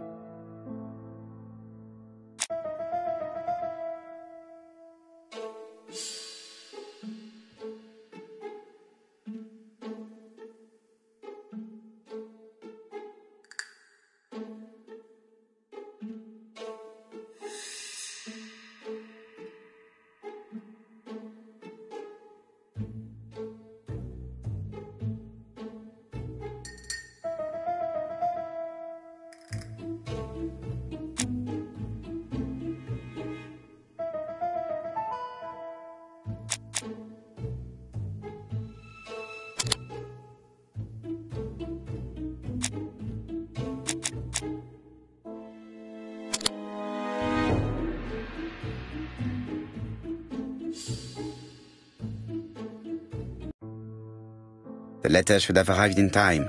The postmark shows that it was sent 3 days ago. However, our man made a mistake in the address, which explains the delay.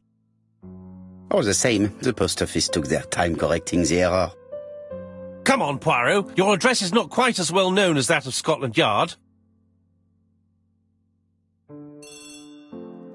Poirot, the telephone. It must be Jap.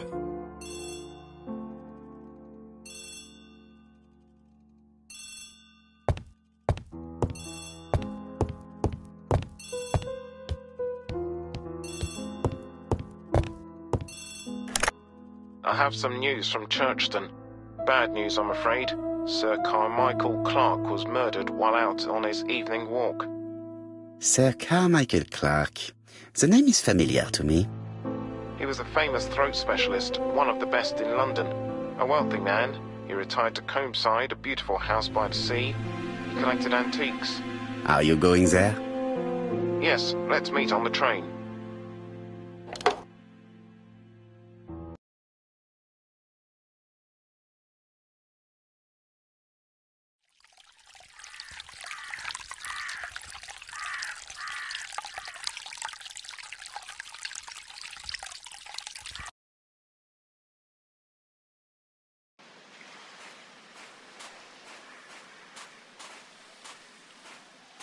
The victim is called Sir Carmichael Clark, one of the best throat specialists in London.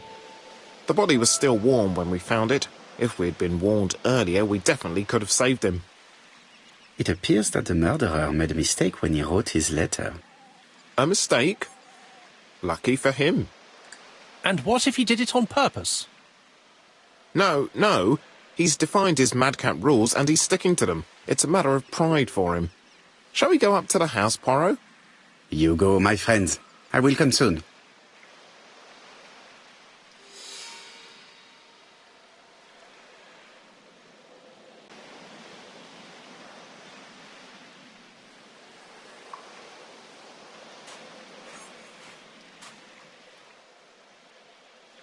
This place is very calming.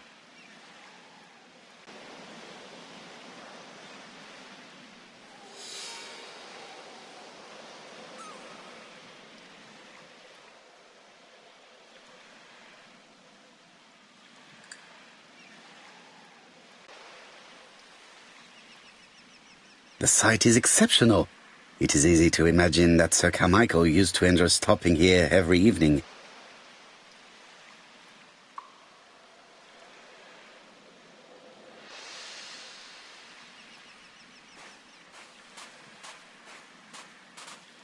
The body is just in front of a bush, one of the only bushes in the surrounding area.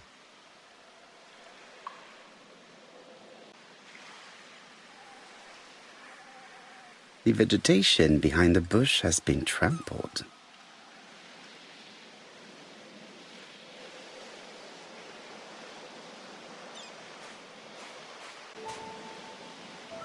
Jap has emptied the victim's pockets and has laid out their contents on this piece of wax cloth.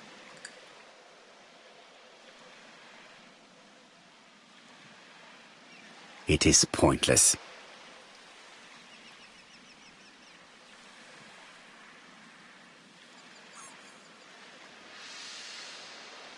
A signet ring, very probably with the Clark family's coat of arms.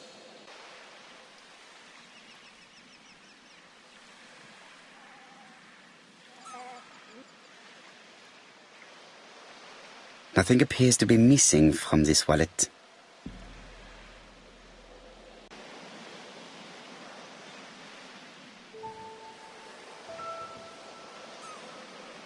An oriental dragon.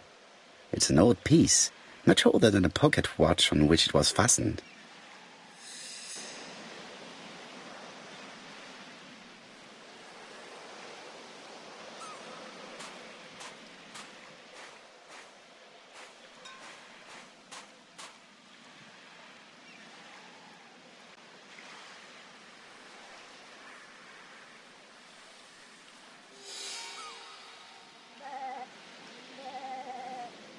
An ABC guide, the murderer's customary signature, covered in blood.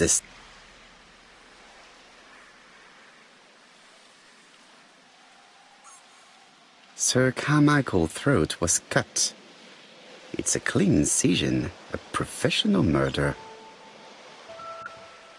The gravel on the path has been sprayed with blood that covers a conical-shaped area, which starts at the body and becomes wider as it moves further from the bush.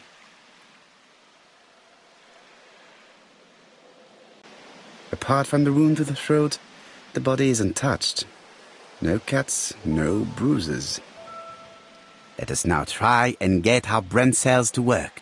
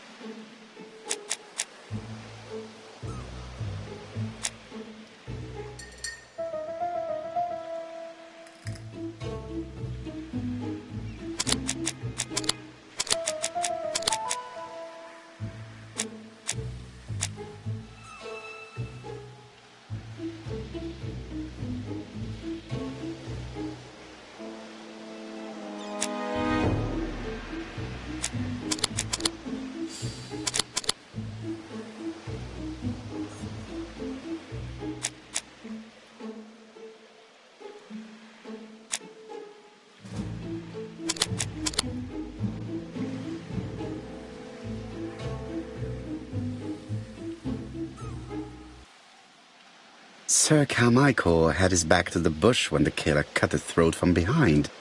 A fatal blow that sprayed blood over a range of more than 1 meter. Let us now try and get our brain cells to work.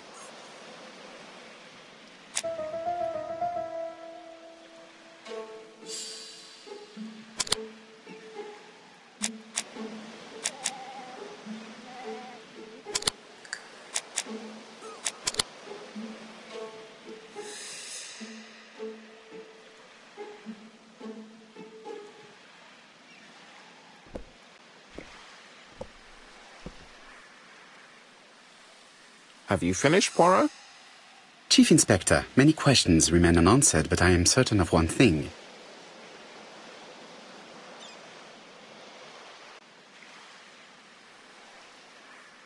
The killer has prepared his crime very carefully. Quite right. He must have known Sir Carmichael's movements well to plan such an attack.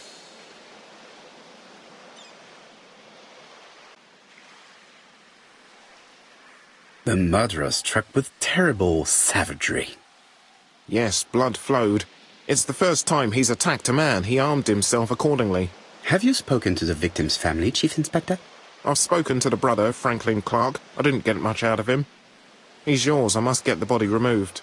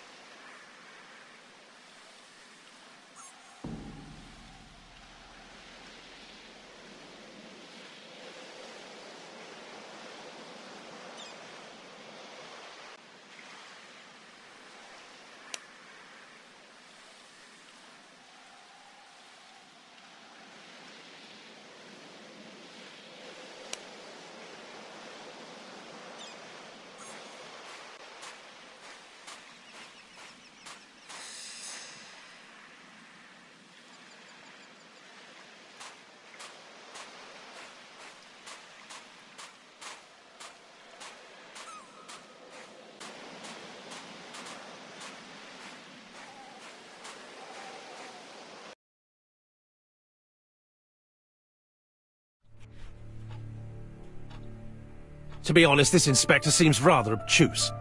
I'm counting on your friend Poirot to catch my brother's murderer. Ah, here he is now. Please, Mr. Poirot. Mr. Poirot, this is my brother's secretary, Miss Thora Gray. Pleased to meet you, Mr. Poirot. Would you like some tea? No, thank you, mademoiselle. I find it hard to digest.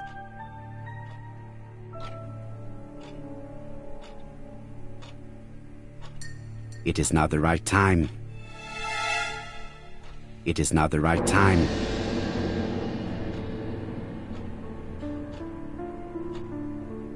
There is something elegant about her.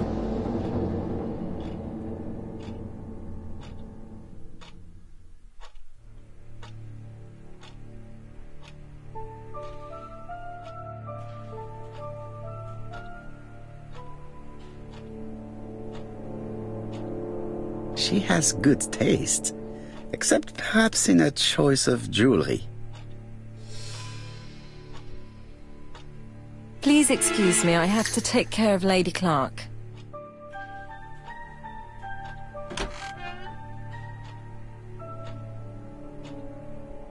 It is a once-in-a-lifetime opportunity to question him. It is a... My brother's wife is gravely ill. You will probably want to question her, but I fear that it won't be possible today.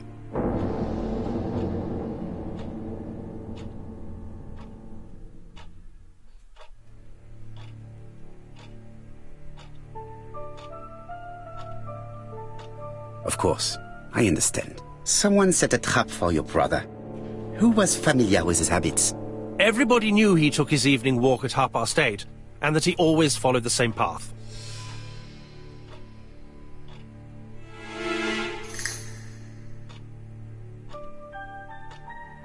And did people of the village know Sir Carmichael's habits?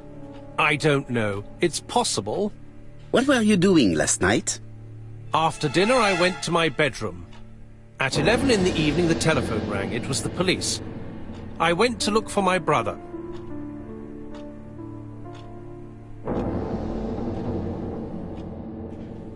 Was it a dark night? It was a new moon. I took a lantern. So it was you who found the body? Yes, along with the gardener. Have you seen any strangers around the house recently? No. As far as I know, nobody has been near the house.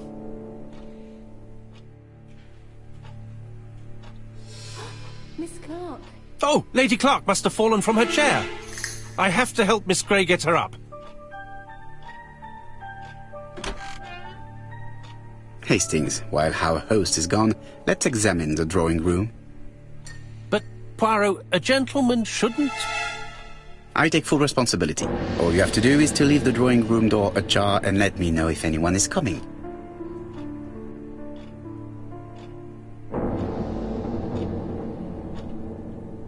There are some very valuable objects here.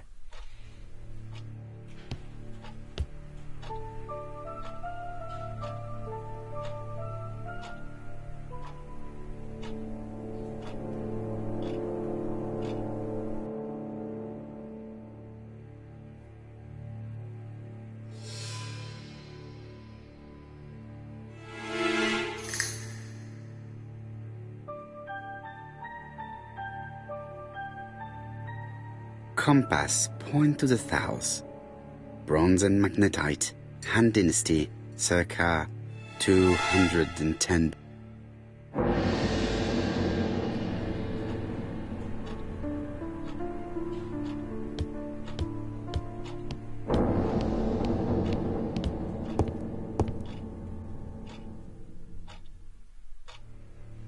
A tiger.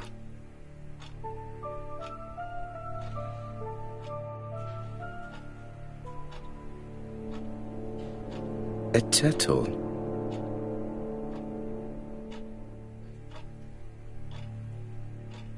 A dragon.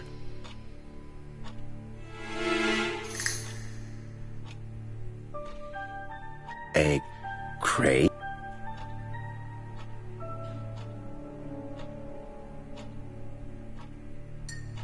It is an emperor. His place at the center of the table.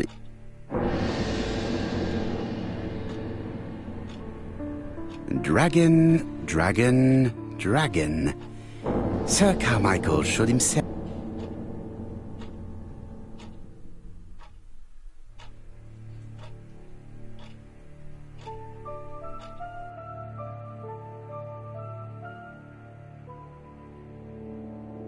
Comside's private collection, purchases since 1920. The catalogue for Sir Carmichael Clark.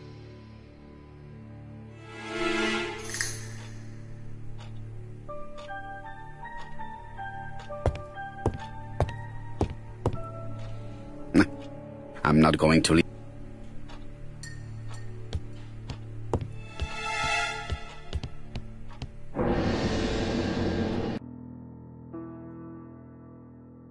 The cardinal points. This book could maybe help me. Each cardinal point is associated with one animal and one color. In the middle sits the imperial dragon, and out of respect, all the others are turned towards him.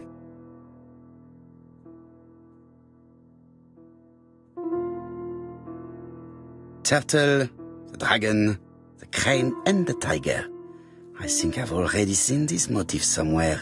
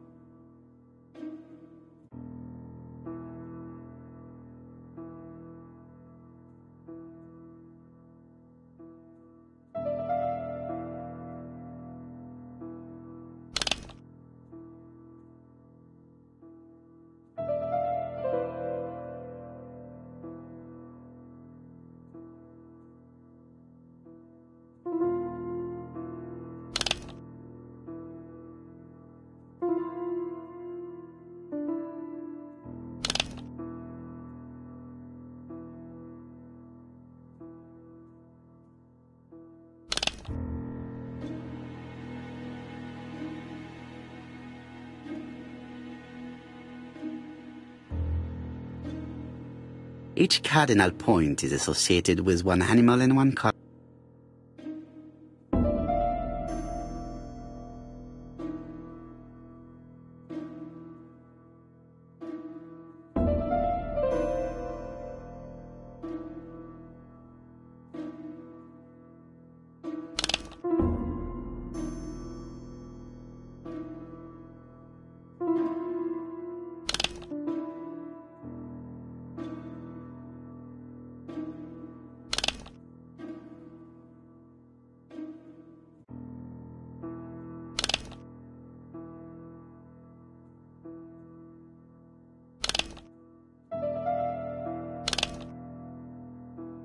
The position of each motif is correct, but they are not turned the same way as on the table.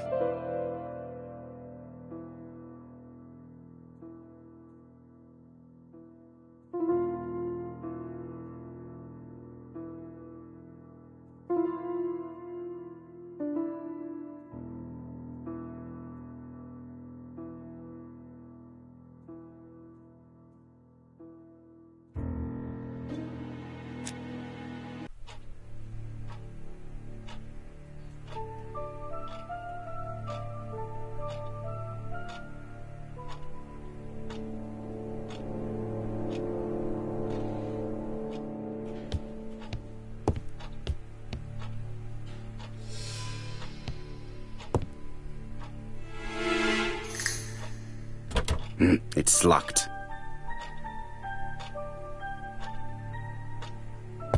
Sir Carmichael's collection could rival that of a major.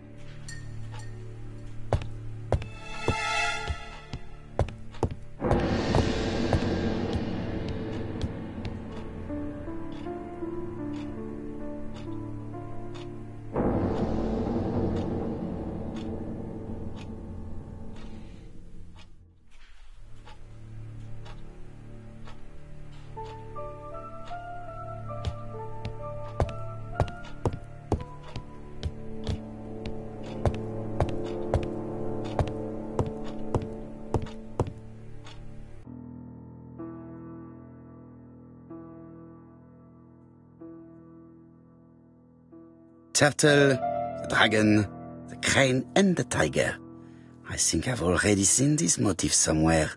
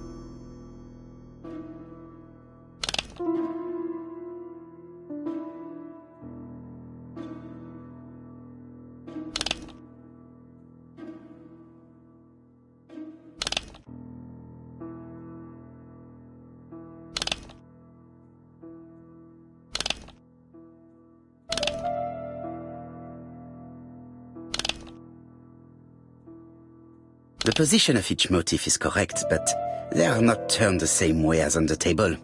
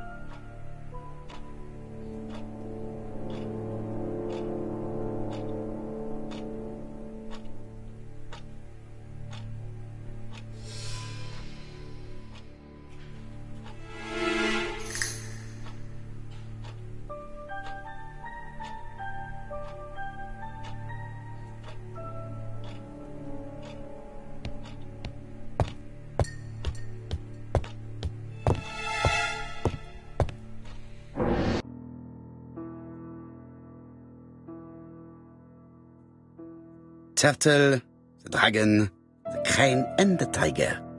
I think I've already seen this motif somewhere.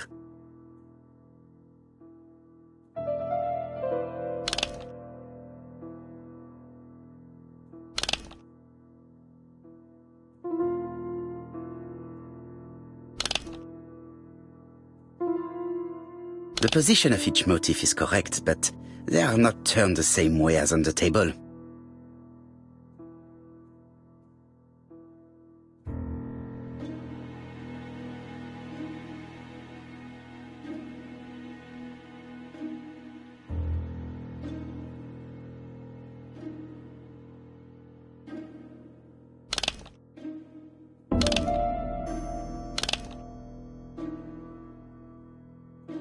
I think I heard a bang.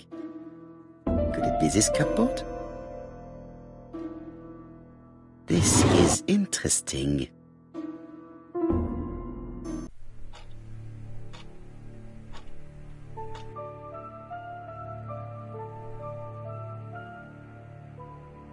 Ernest Logan, MD, Brighton Cancer Institute, 201 Dusk Road, Brighton, Sussex. To Sir Carmichael Clark, MD, Comside Churston, Devon. Brighton, 1935, January the 5th. As a man of science, I owe it to you to be completely frank. Lady Clark, your wife is suffering from a generalized terminal cancer. I confess I didn't suspect anything like that during the first exams. But with the test results I have received today, there is unfortunately no place for doubt. I estimate that Lady Clark's life expectancy is no more than 1 year. Hospitalization would not help in her case, so I advise you to keep her at home and provide her with as much morphine as required to ease her last moments. Yours sincerely, Ernest Logan.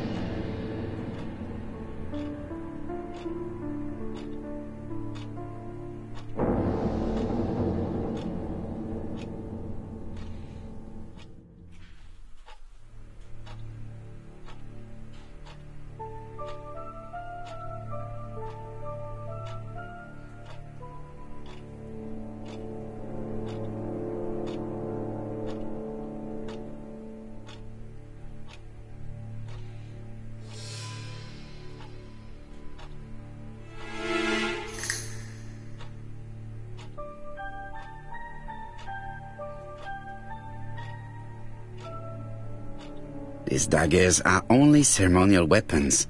I do not think that the crime weapon is here.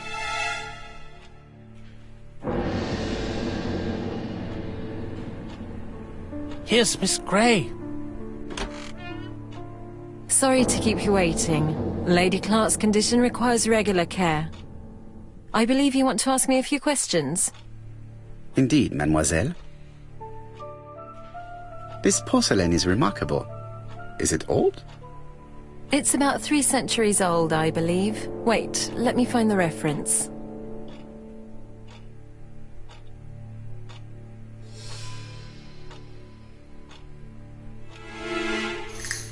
She appears to be very flustered.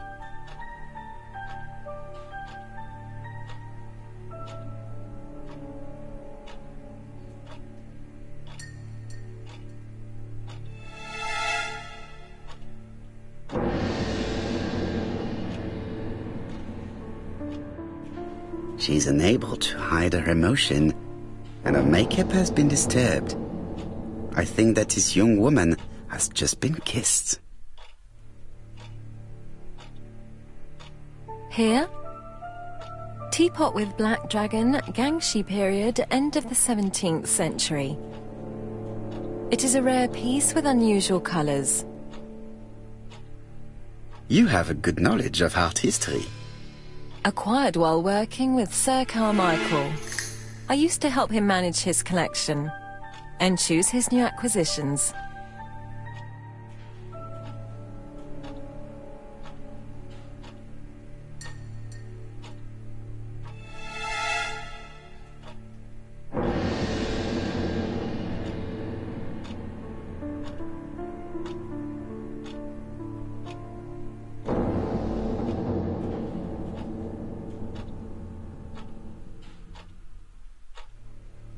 Did you have a good relationship with your employer?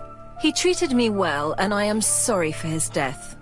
Have you seen any strangers hanging around in the past few days? No. Nobody has been near Comside.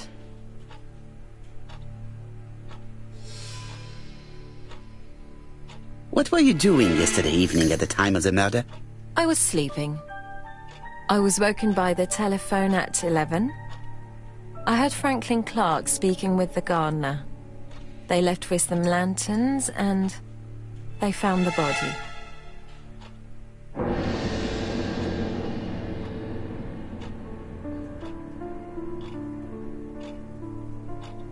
What are your feelings about Franklin Clark? What an odd question. Of course I think he's a good man. He's energetic, nice, very sociable.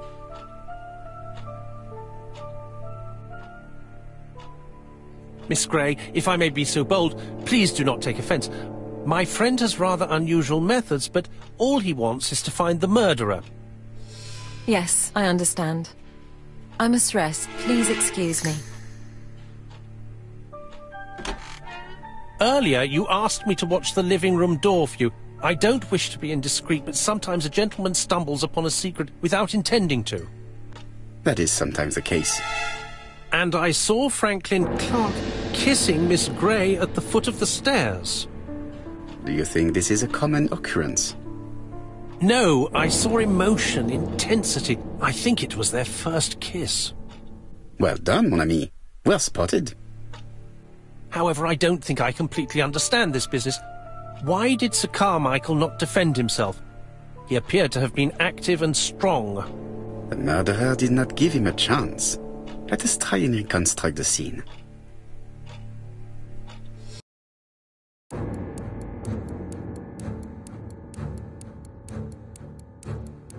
Sir Clark is taking his customary walk. Our killer is hiding behind a bush.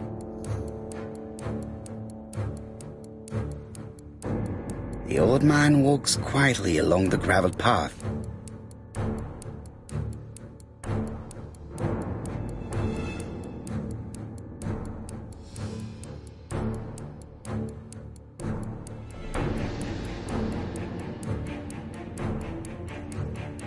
Then he turns towards the sea to gaze at it.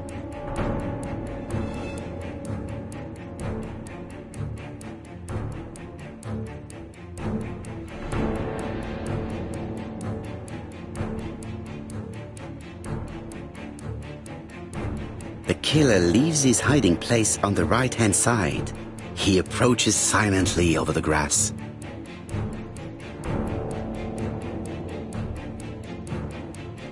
Then he throws himself on his prey and cuts the poor man's throat. He then lays down the ABC before leaving. Everything appears to match the crime scene, mon cher Hastings. That is exactly what happened.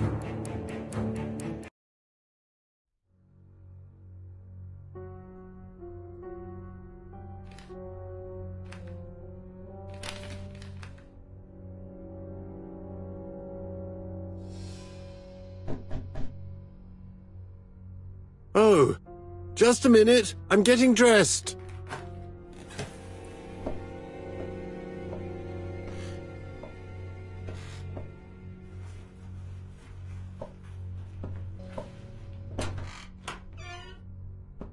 Mr. Kirst, have you recently returned from Churston?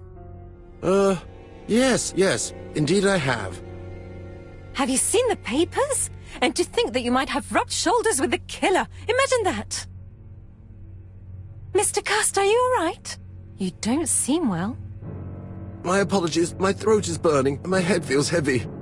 It's ever since the war, you know. Since my injury, my head has never been the same.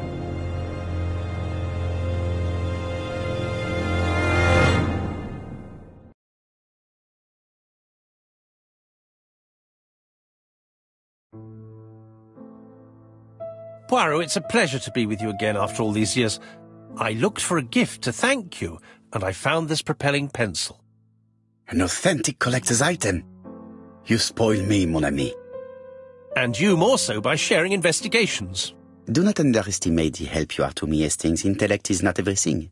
There is also goodwill, and you are not short of that. Later, I will ask you to help me tidy up the room and bring some chairs. Our guest will be here soon. Ah, is Thora Grey coming? Naturally. She is a fascinating young woman, n'est-ce pas? Oh, come on, Poirot. I'm a married man. Miss Grey has already been courted by Franklin Clark. Poirot, our guests will be here soon. We must prepare ourselves.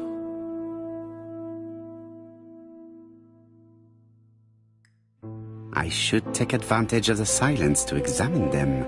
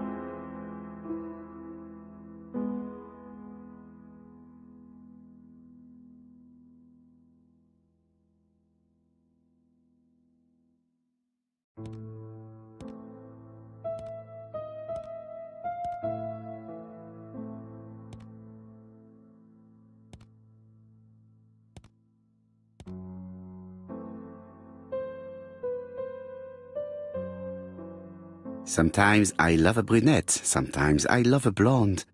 That's what the song says. The song says, sometimes I love a blonde who comes from Eden by way of Sweden. But I am not sure that this blonde is an angel.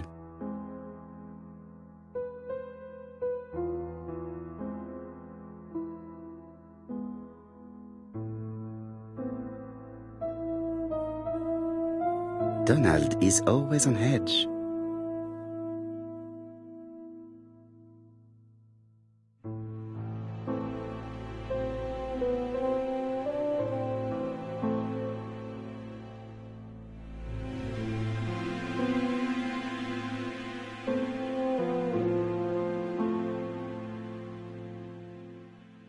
Leave me alone.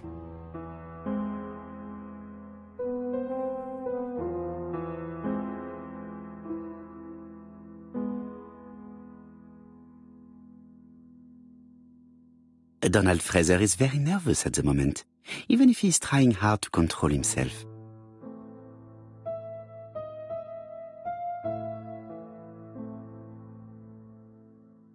She appears to have taken more care with her appearance than the last time.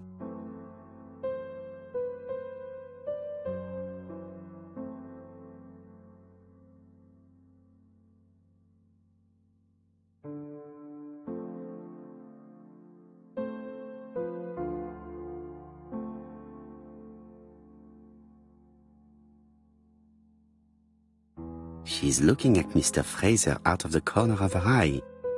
Did she make herself beautiful for him?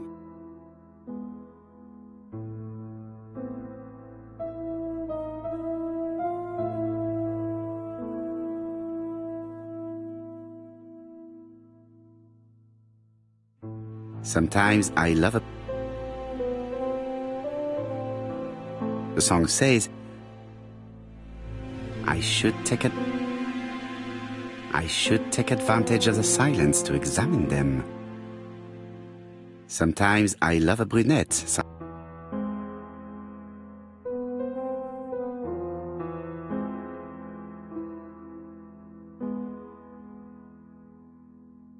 Franklin Clark always seems at ease, regardless of where he is. Franklin Clark always seems at ease. I ought to concentrate on... I wish to thank you all for coming. I wanted to bring everyone close to the victim's ear in order to unmask the murderer. Get to the point, Mr. Poirot. What do you want from us?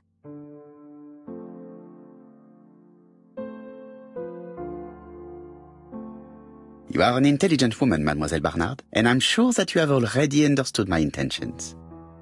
You think that if we put our heads together, we might come up with something new?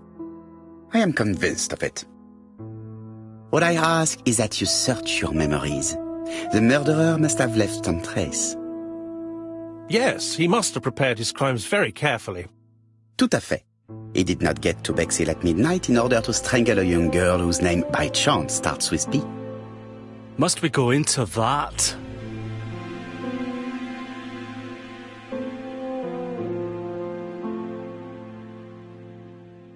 No, of course. Not if it makes you uncomfortable. Come on, Mr. Poirot. I imagine we all feel terribly uncomfortable about these murders. It's true. We've to catch the killer, not be spared the gory details. Mr. Fraser, please get a grip on yourself. Well, I want to help you, but I don't remember anything else. Nothing I haven't already said. And you, Mademoiselle Barnard? Did your sister say if she was seeing another man? She never would have told me.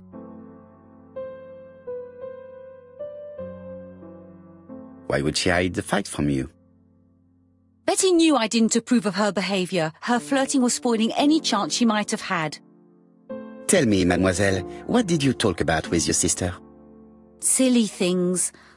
Her new dress. She wanted a pair of black stockings to go with it.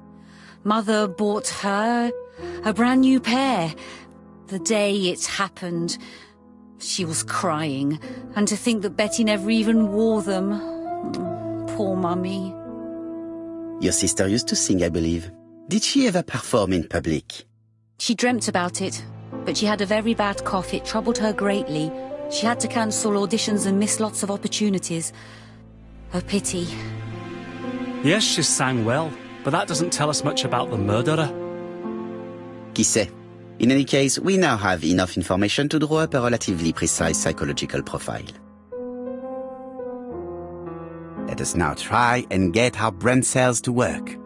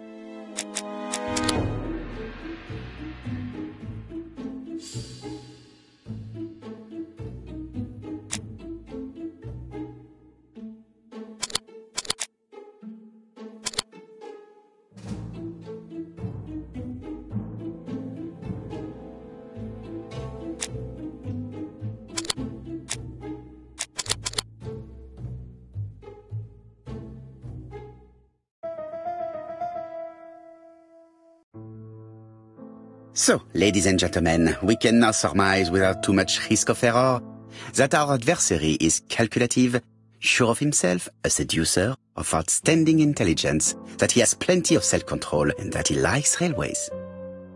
It's a good start. Other meetings may be necessary. I hope that you will be able to come back again. Well, it's just that...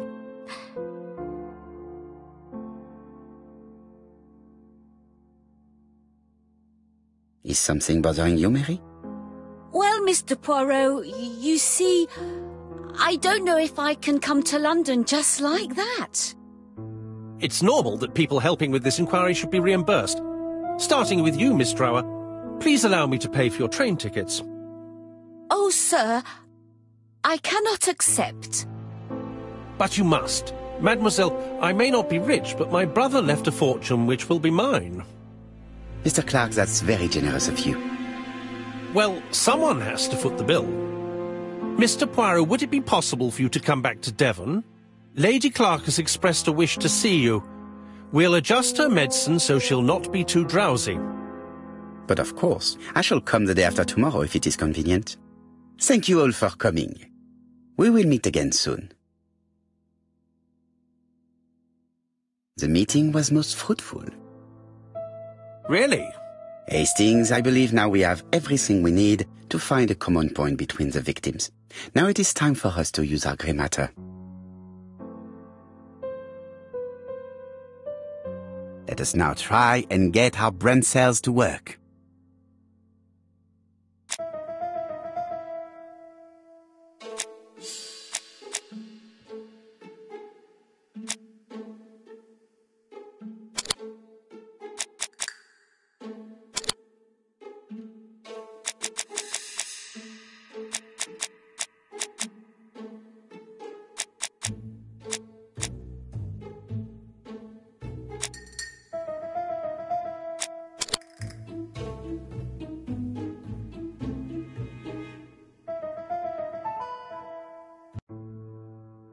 The first two victims suffered from bad throat, and that was precisely the specialty of the third victim, Dr. Clark.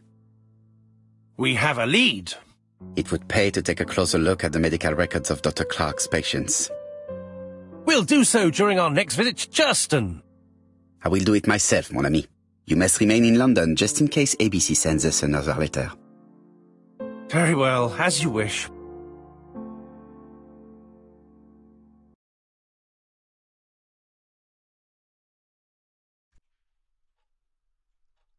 Thank you for coming, Mr. Poirot.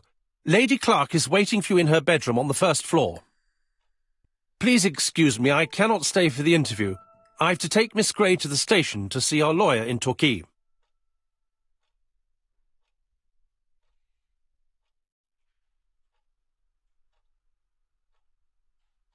Are you going on holiday, mademoiselle?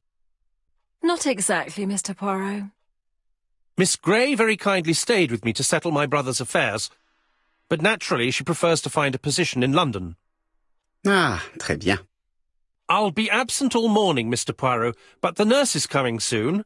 She's to ensure that the dose of medicine doesn't make our patient drowsy. Thank you, Mr. Clark. Have a nice trip, mademoiselle.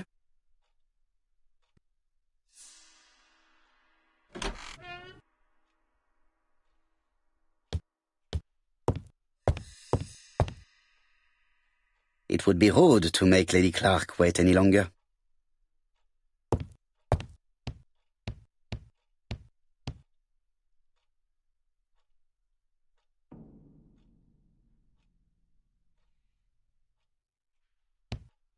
It is now the right time.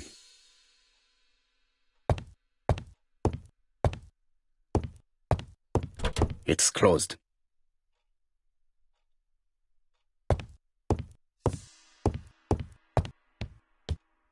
It would be rude to make Lady Clark. I am not going to.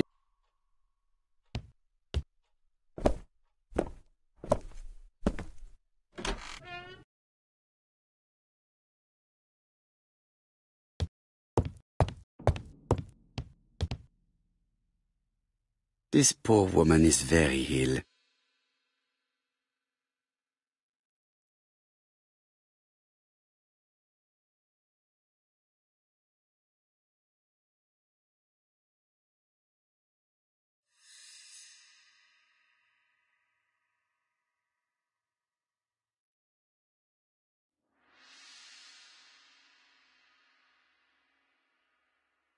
This woman is suffering.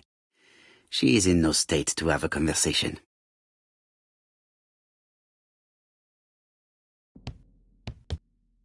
It would be rude to make Lady Clark...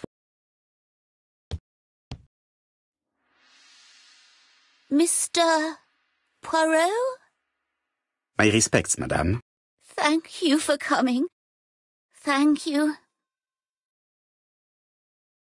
Have you seen the nurse? She should have been here by now.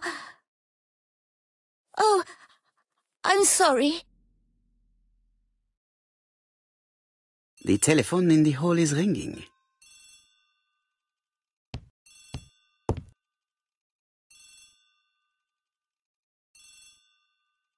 Lady Clark is in pain. I have to give her an injection of morphine to ease. Lady Clark is... It's closed.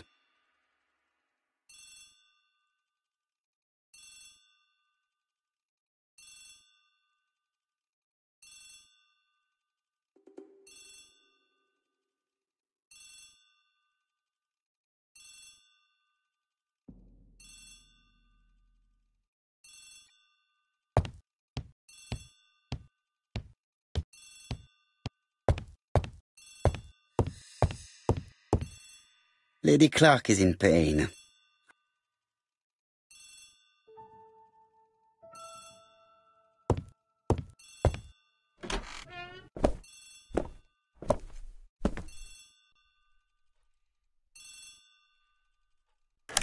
The Clark residence. Detective Hercule Poirot speaking. How do you do, Mr. Poirot? I'm Lady Clark's nurse. I wanted to let you know that I won't be able to come for her injection today. Might Miss Gray be able to do it? She has just left, but I will take care of it. Thank you. That's very kind of you. You'll find the skeleton key to open the medicine cabinet hidden in the lion trophy. You can count on me. Au revoir, mademoiselle. Oh, thank you kindly. Goodbye, Mr. Poirot.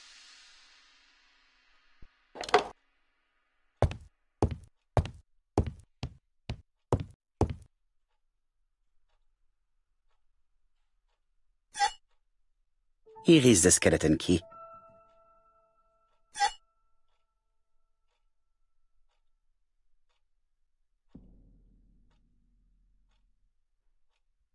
April 1925, Aceh Province, Sumatra.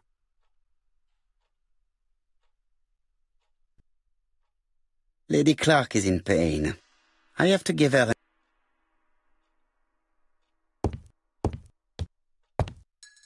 It is now the...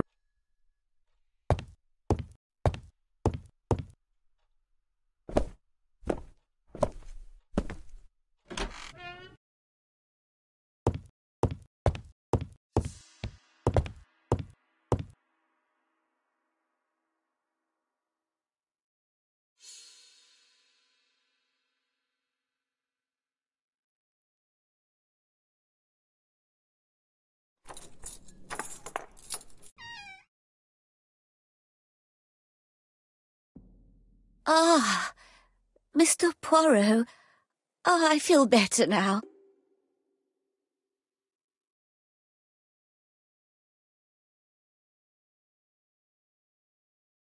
Madame, you are tired, so I will get straight to the point. What can you tell me about this business? What business, Mr. Poirot? No doubt. You wish to talk to me about what happened to your husband? Ah, yes. Oh, poor Carmichael. Has the madman who killed him been caught? Not yet, chère madame. There was a great many people in Cheston on the day of the murder. Indeed. People go straight to the beach. They don't come near Coomside. So, there were no strangers around the house that day? Who said that? The people who live here. Your brother-in-law, Miss Gray. Miss Gray? Oh, I don't like her. Franklin wanted her to stay, but I insisted she should go, immediately. You are entitled to do so, naturally. I'm pleased that you approve. The others have been taken in by her. But at least you can see through that self-pity act. See what she's up to. Oh.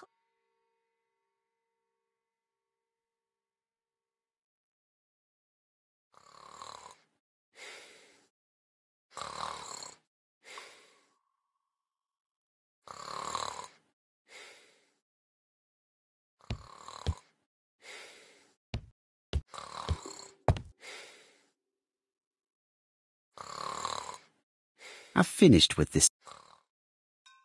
This subject will probably be useful to me.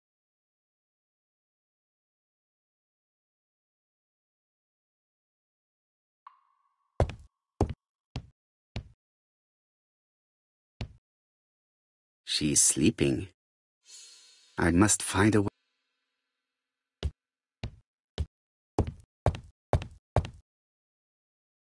This subject will probably...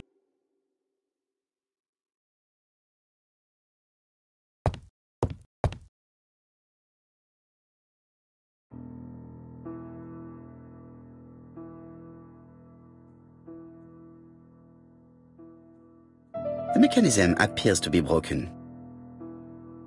The mechanism appears to be broken.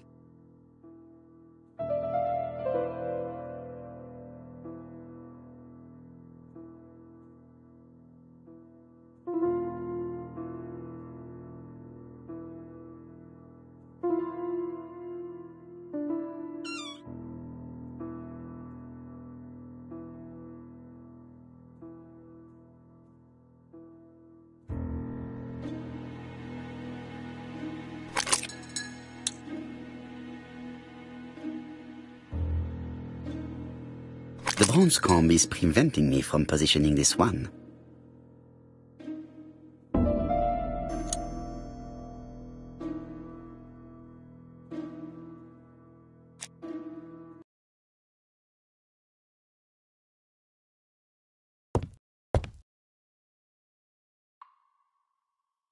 This couple appears to be having fun.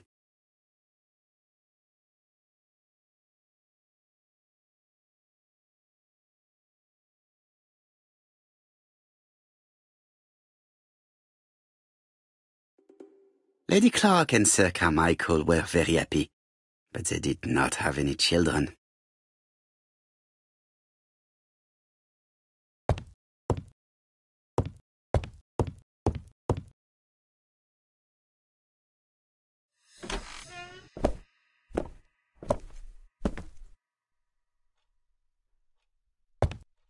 I must find a way to wake her up gently.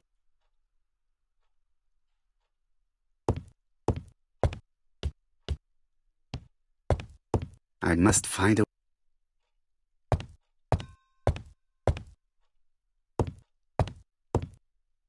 I do not need to make a telephone. It is not the right...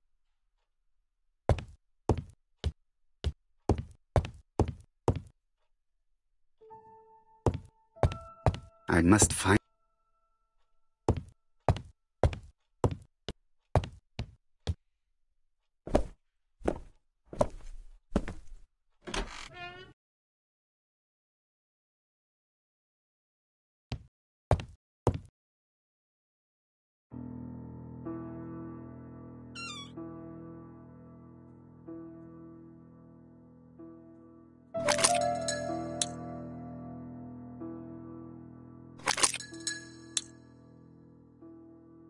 This part appears to be working.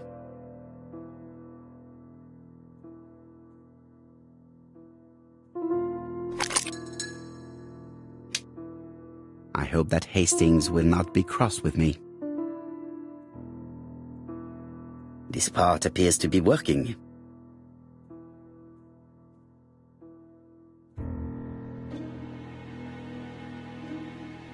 Does not make any sound.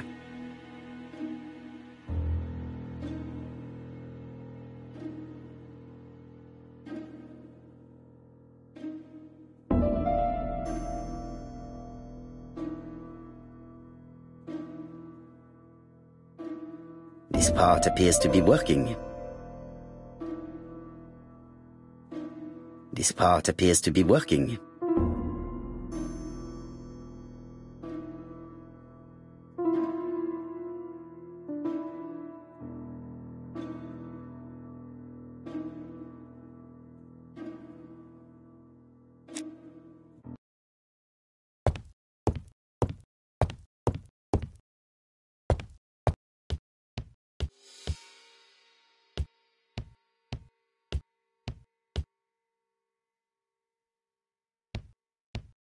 I've finished with this.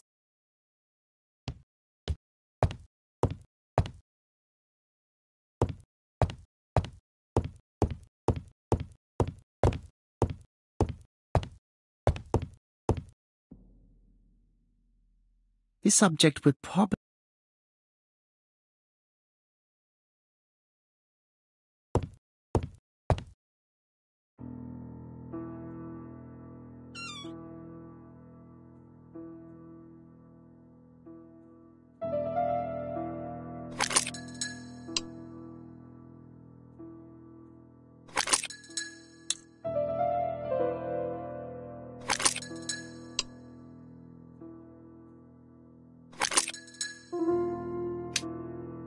I hope that Hastings will not be cross with me.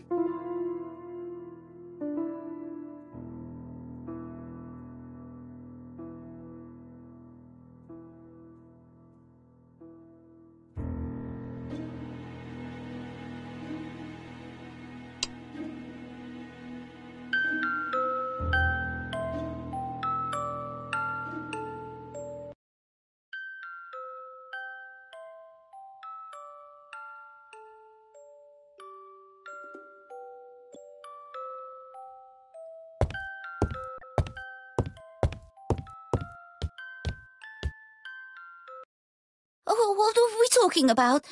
Ah, yes, Thora Grey.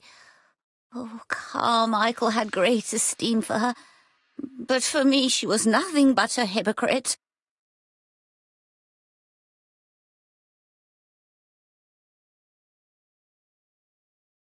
You're probably right, madame.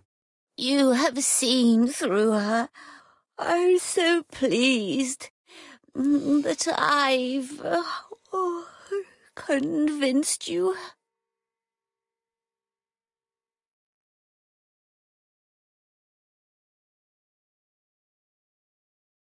You are very harsh. Do not forget that the girl is an orphan. Yes, and she used the fact to get around men. Take Franklin. He's fallen for her sweet-talking charms. Oh, he's a lovely boy, very plucky and sure of himself. But so naive, oh, when it comes to women.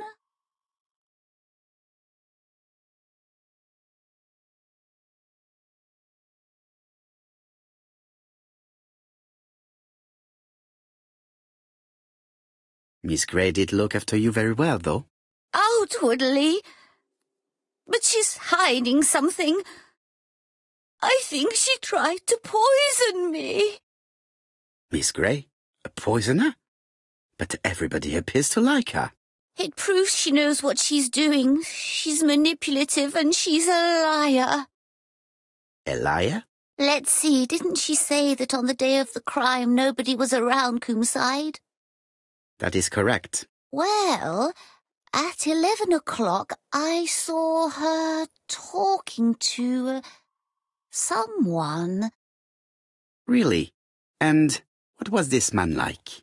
An ordinary sort of man with a very plain face. Oh, I don't remember well. Was he a gentleman? No, he was not a gentleman. It would be best to leave her to sleep now. The telephone in the hall is ringing.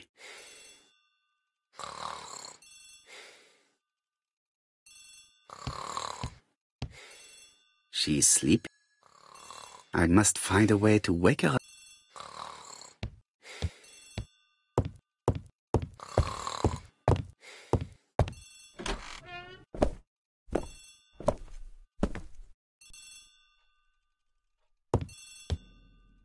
The telephone is ringing.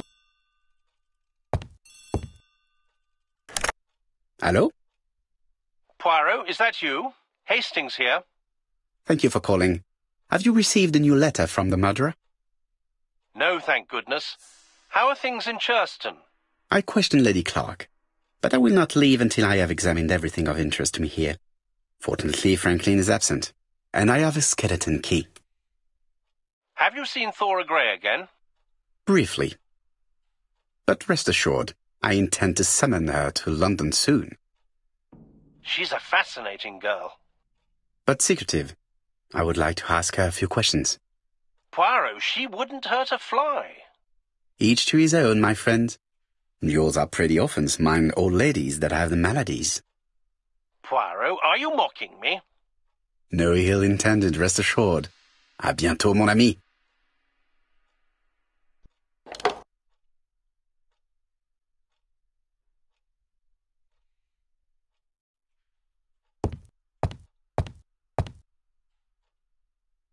How am I going to open this trunk?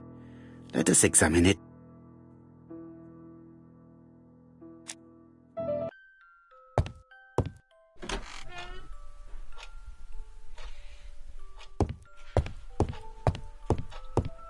Order and method above all.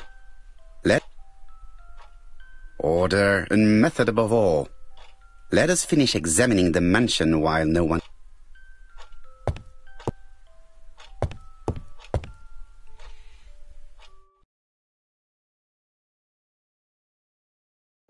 Comside's private collection, purchases since 1920.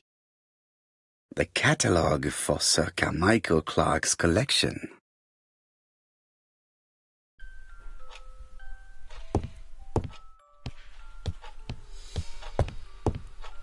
The door is locked. The door is locked. Sir Carmichael's collection?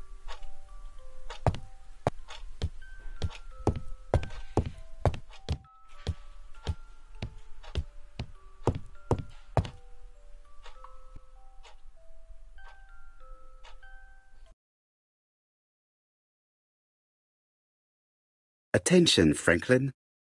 Task list. A. Ordering Lady Clark remedies. Done. B. Tidying up real estate property files. Done. C. Calling the lawyer about inventory. Done. D. Update the tenant. E. Update land rent accounting. Done.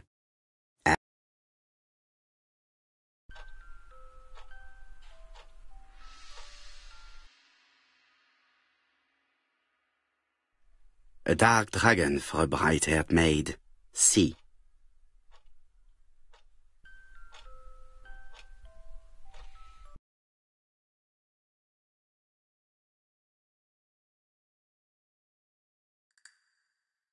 I've already seen similar daggers.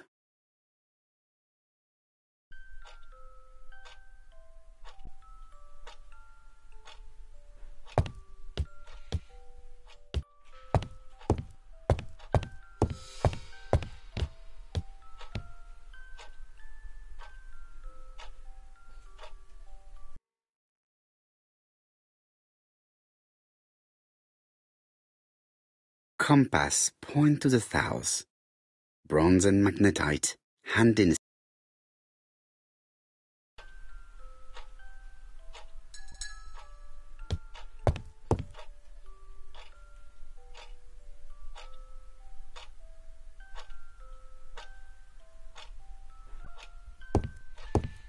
There are some very valuable objects here.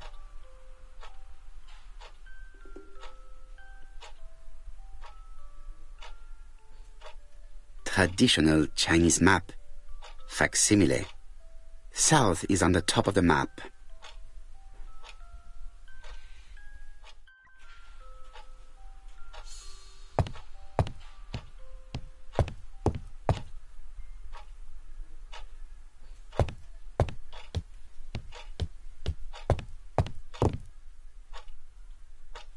I see some papers that were not there the first time I visited. Valuers report property. Building land located in Comside, Churston client.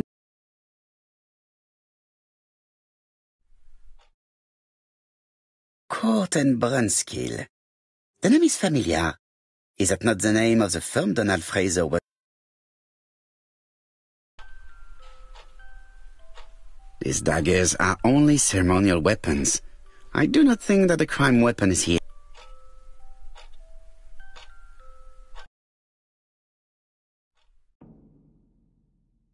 Ernest Logan, MD, Brighton Cancer Institute, 201 Dusk Road, Brighton, Sussex.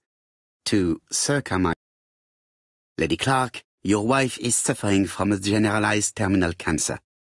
I confess I didn't suspect anything like that during the first exams. But with the test results I have received today, there is unfortunately no... I estimate that Lady Clark's life expectancy is no more than 1 year.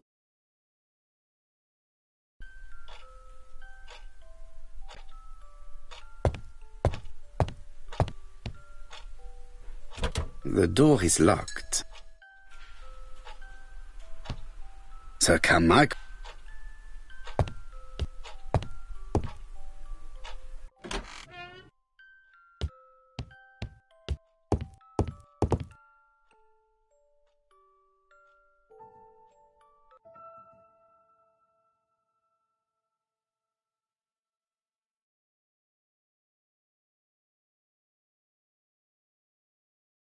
Miss Thorogray, Comside, Chuston, Devon. Arsenic trioxide thallium.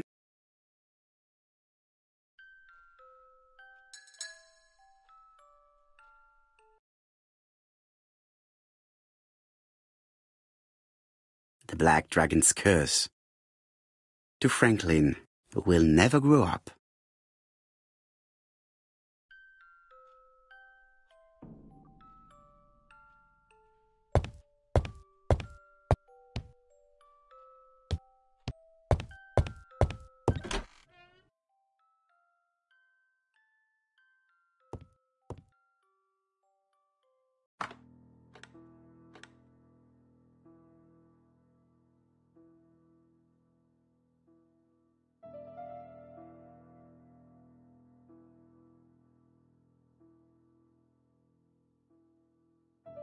Sumatra. Australia. South Africa.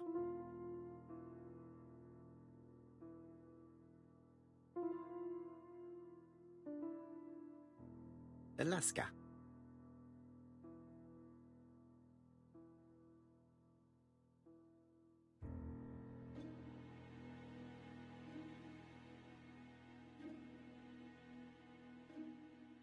This plate appears to be able to move, but something is blocking it.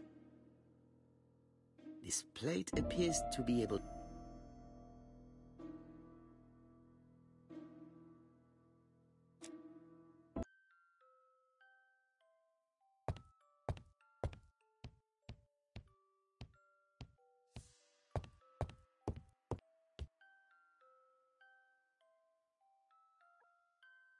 Franklin appears to be very active.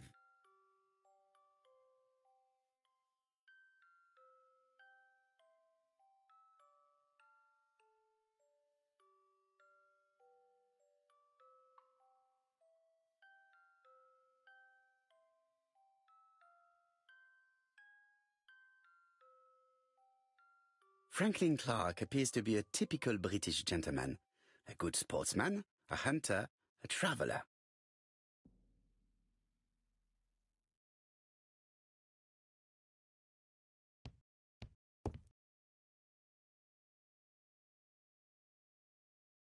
July 1920, Alaska Peninsula.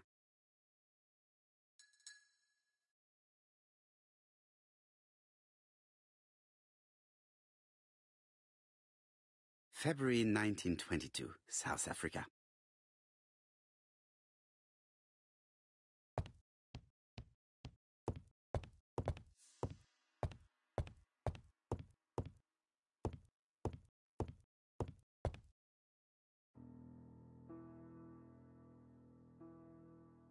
Four Chinese symbols are engraved on this padlock.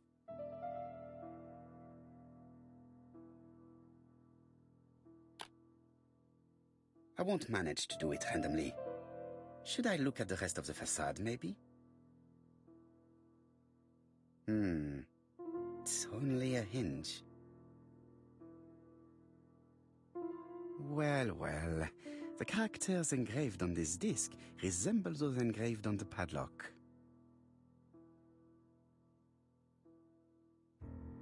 Like this. This character appears to be the right way round.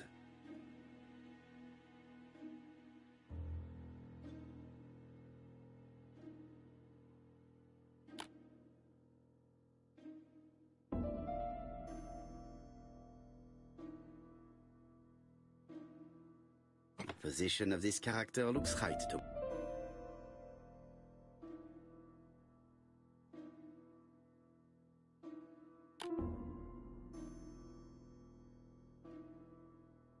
Like this character appears.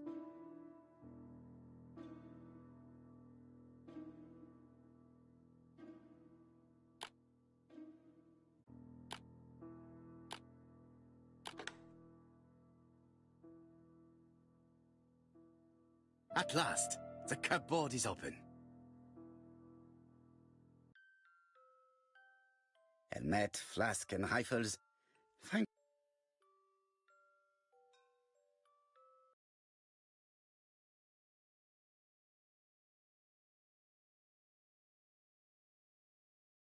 Genteel and wild. English countryside revisit.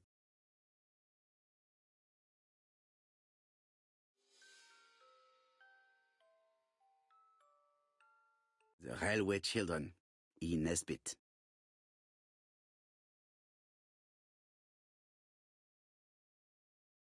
For Franklin, Und Effie's Christmas, 1910.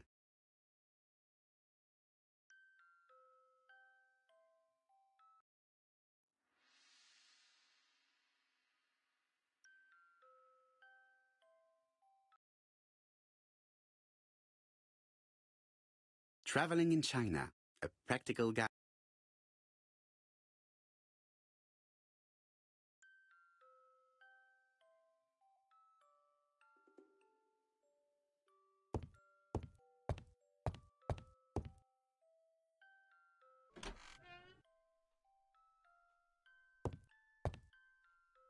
How am I going to open this trunk?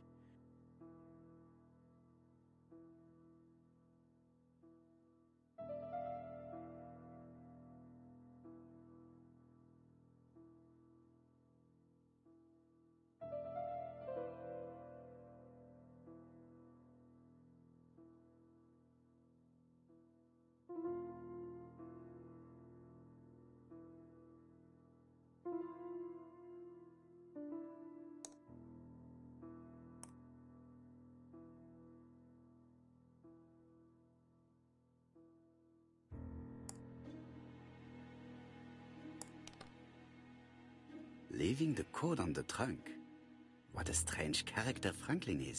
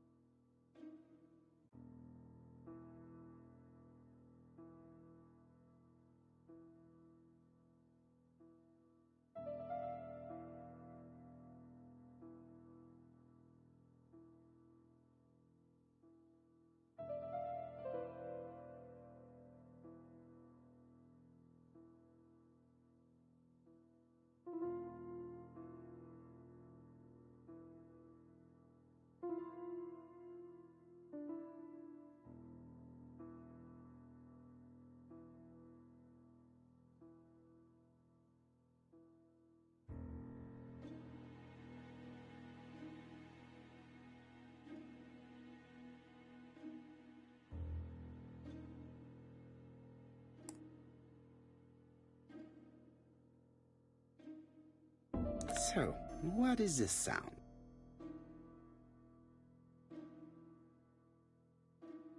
I should be able to open the trunk now.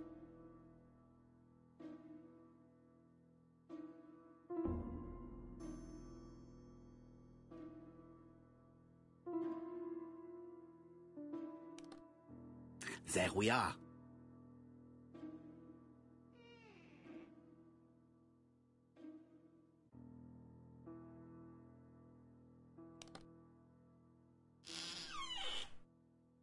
Whiskey and other good quality.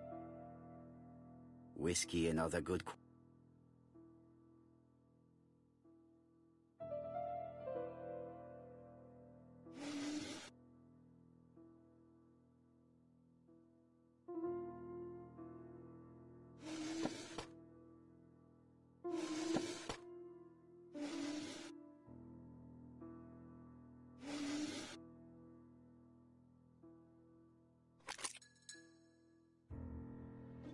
Why has Franklin put an Allen key inside his trunk?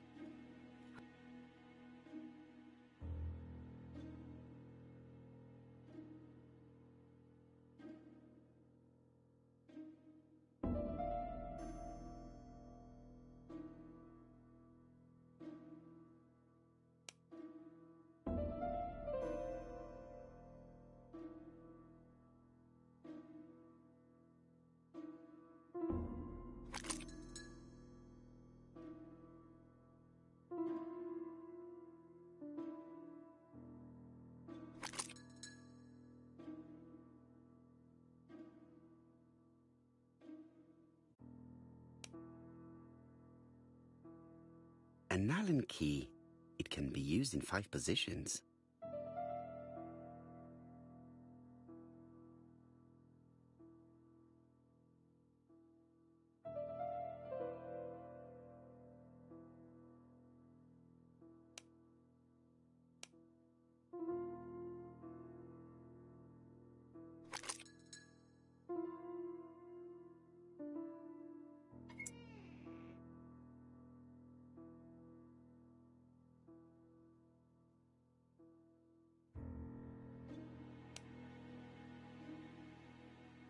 An Allen key.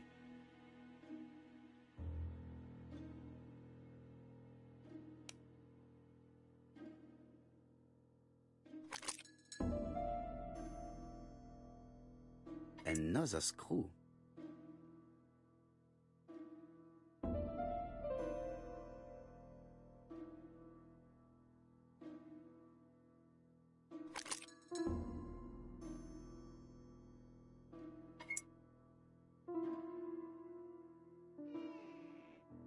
This engraving is not very easy to understand. I need to sort.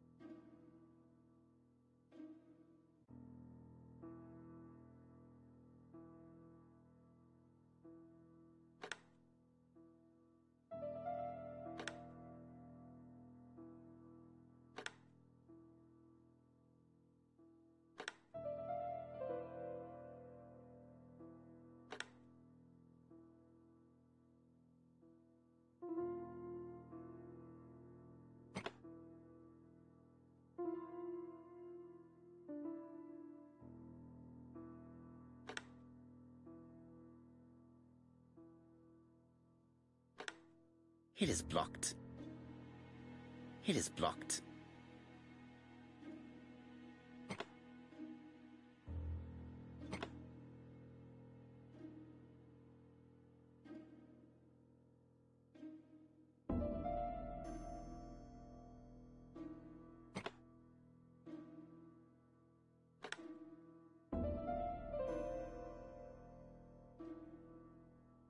It is blocked.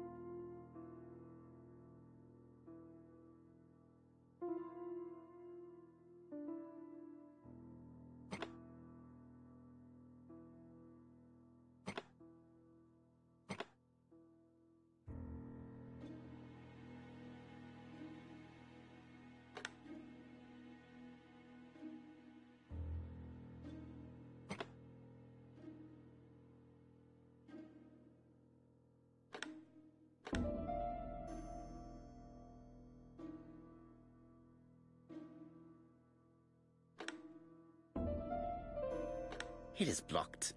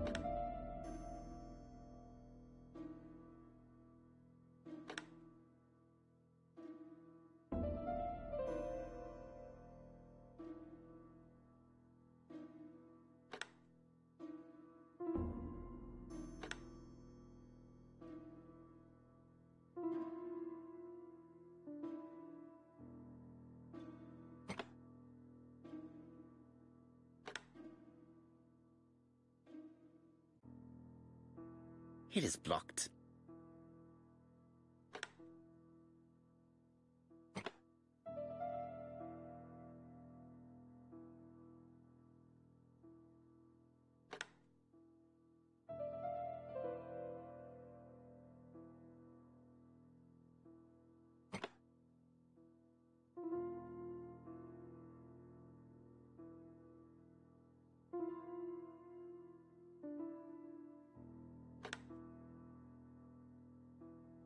Franklin must really love his country to have an engraving in his trunk.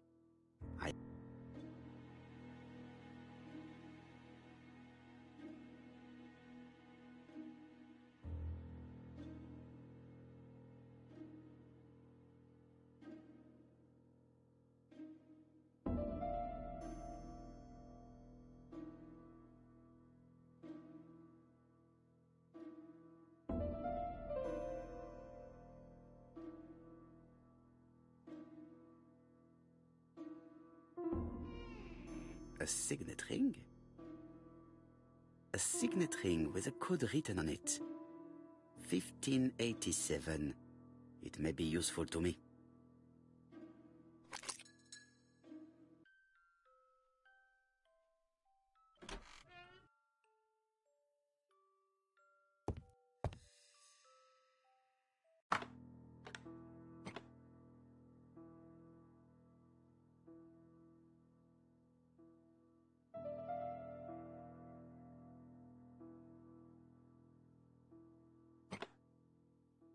I think that signet ring should be placed here.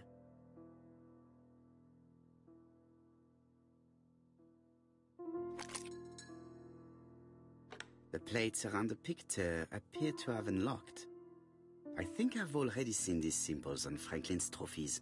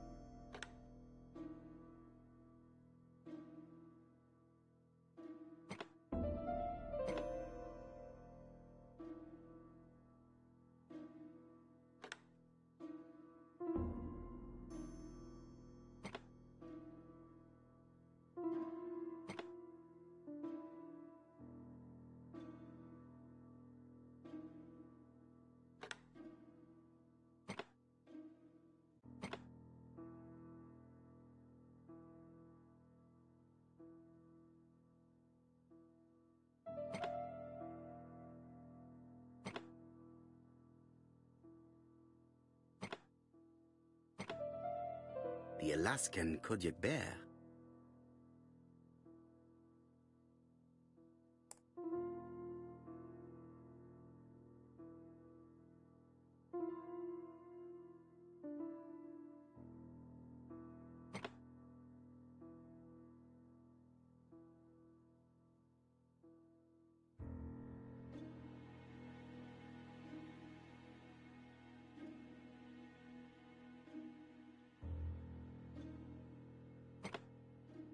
The African kudu.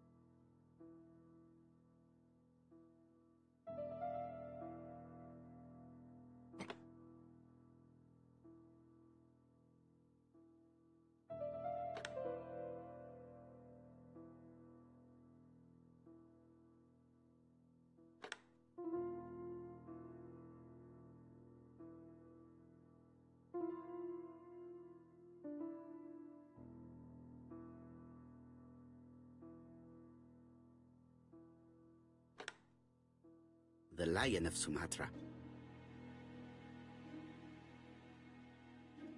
I heard the sound of a mechanism. Strange way of protecting one's safe.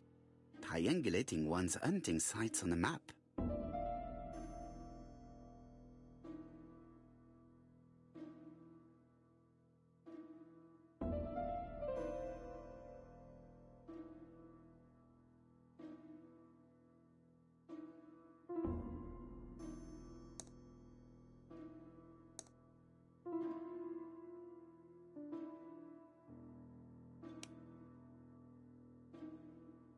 A signet ring.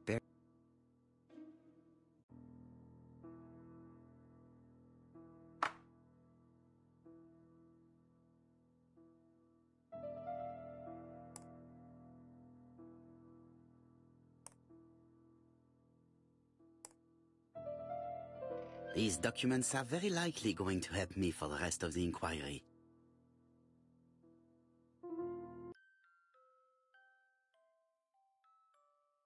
A dozen gold sovereigns, some shares for the Southern Railway and some treasury bills.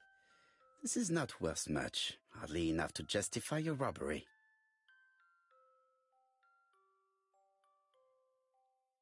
Eton College School year, 1912-1913. Franklin Clark. School report for Franklin Clark. According to his teachers, Franklin was a good student, but lacked discipline. Sir Carmichael Clark, Campside Churston, Devon, to Mr. Franklin Clark, Peninsula Hotel, Salisbury Road, Tsim Kowloon, Hong Kong. Campside, 1935, January the 12th. Dear Franklin, first, I wish you a good start to a successful new year. I have received your letter dated December 10th. Thanks for defending my interest against Wang, this robber. Things could have got pretty bad if you weren't a real cold-blooded guy. I envy you for that. Things go on here much as usual. Charlotte is moderately free from pain. I wish one could say more. You may remember Thora Gray. She is a dear girl and a greater comfort to me that I can tell you. I should not have known what to do through this bad time but for her. She has an exquisite taste and shares my passion for Chinese art. No daughter could be a closer or more sympathetic companion. Life has been difficult, but I am glad to feel that here she has a home and true affection. You wrote me you want to stay in China for 1 more year or even longer. I don't object. The longer you stay, the more opportunities you will have to increase our collection. Nonetheless, you should know that we miss you here, and that Charlotte will be gone by the time you come back. I am, dear Franklin, Your truly affectionate brother.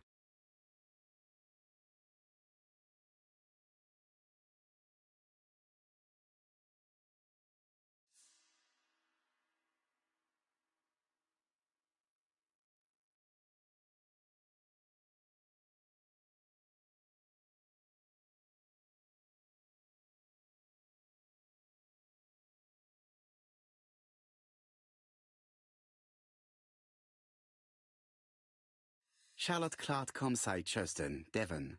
To Mr. Franklin Clark, Peninsula Hotel, Salisbury Road, Chim Sha Tsui, Kowloon, Hong Kong, Comside, 1935, January 1st. I wish you with all my heart a happy year 1935. Writing my greeting cards, I have affectionate thoughts for you. Always smiling as a child, sailing to distant countries and bringing back to us trunks full of wonder. At home, everything annoys me, starting with this young Thora Sir Carmichael is so fond of. I have nobody to share my feelings with, so I write to you. How can I tell you what happens to me? The simplest way the better. I am doomed. I still have 1 year to live, no more. How do I know? I opened the secret drawer of Carmichael and read a letter not addressed to me. In this letter, Dr. Logan tells my husband in the most direct way the truth he conceals from me. So, I know. But my husband doesn't know I know. Please don't tell him. And if he shares the truth with you, act as you were surprised. Carl will probably speak in his usual convoluted way, but I wanted to be the first to announce it to you. It does matter to me that you are aware of what happens in Comside. Warm regards, Charlotte.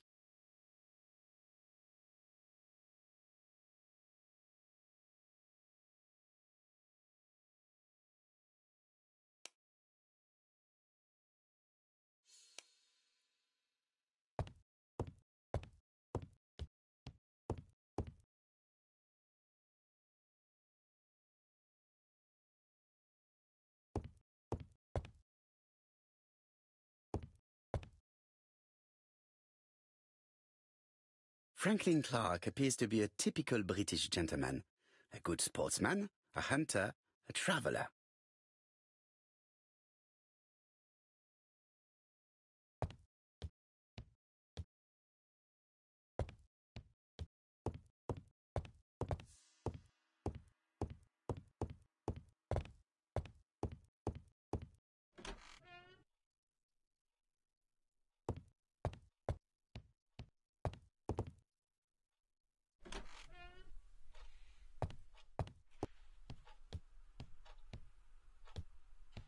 Order and method above all.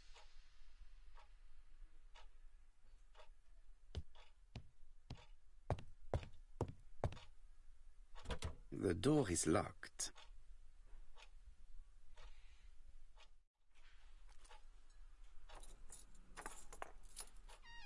This unit contains the medical records for Sir Carmichael Clark's patients. Let us study them closely and see if there are any familiar names. No dust on the records from A to D. They've been handled recently. No known names. Disappointing. Lots of dust. The records from E to Z have not been touched for years. No known names. Disappointing.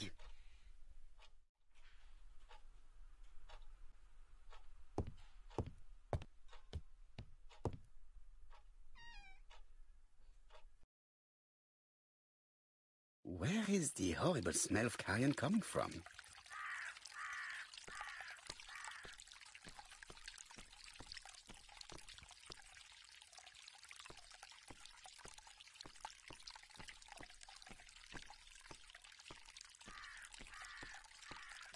Something makes me feel...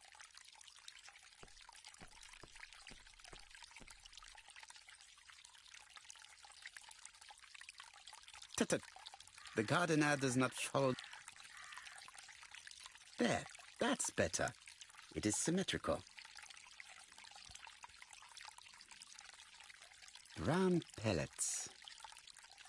Revolting.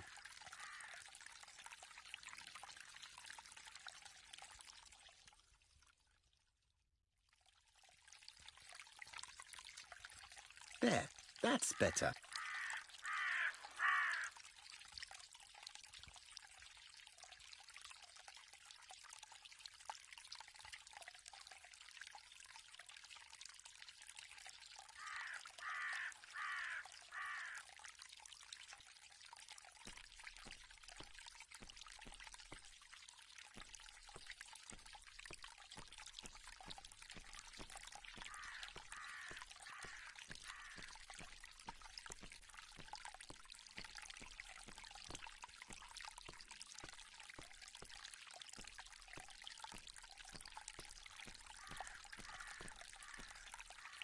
This fountain makes a very relaxed.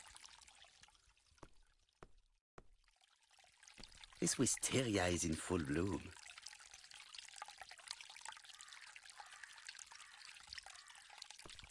I would like to congratulate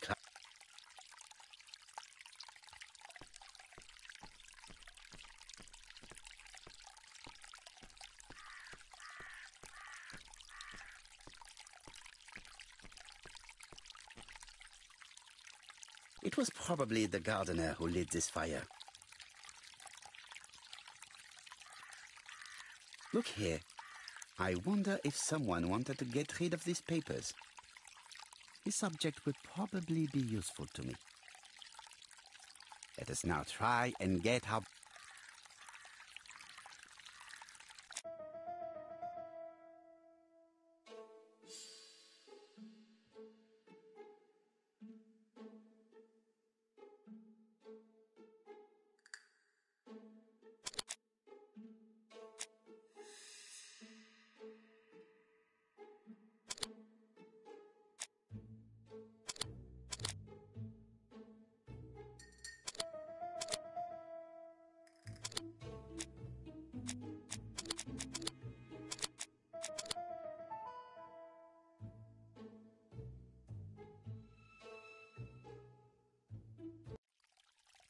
Everything that Thorgray has left behind comes from Sir Carmichael's collection. He most probably gave them to her, but she chose to leave them here rather than run the risk of being accused of theft. It is understandable when you know just... Let us now try and get...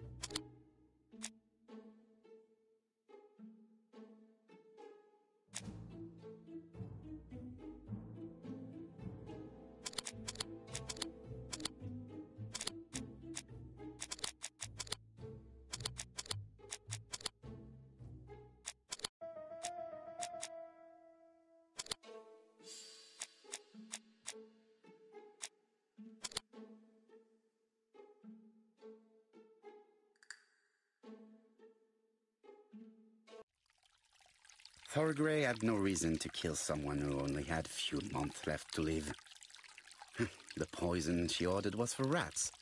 The gardener must have made good use of it, considering the stinking remains on the path. Not... I've finished here. I must put the skeleton key back.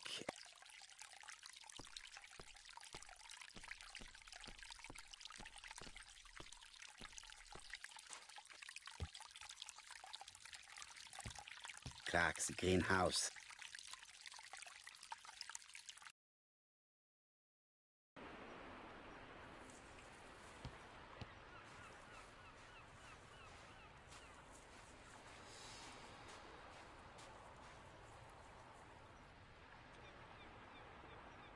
May you have peace, Carmichael. Charlotte.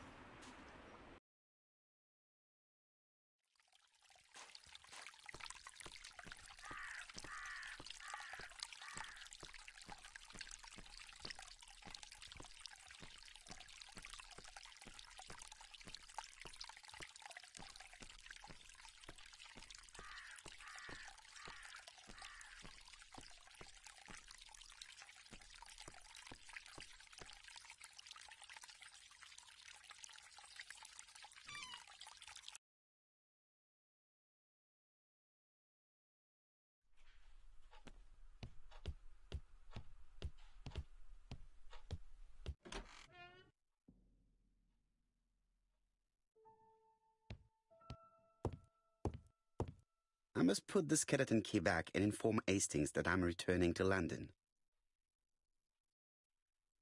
I must put the skeleton key back and inform April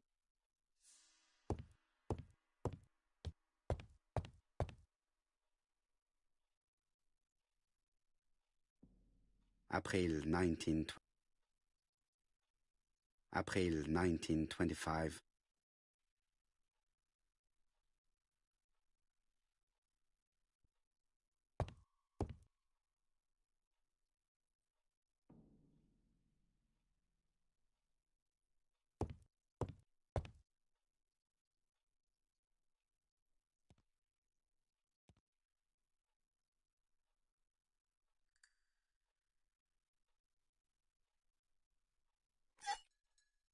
Perfect. No.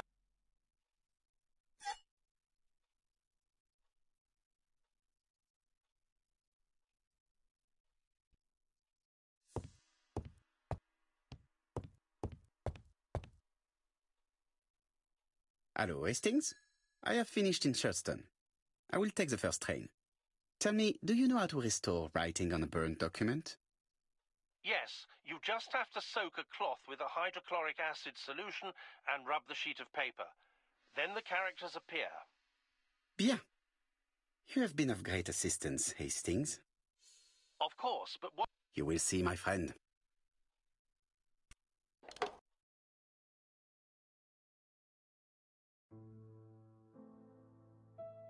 Donald Fraser is here. He insisted on waiting to see you.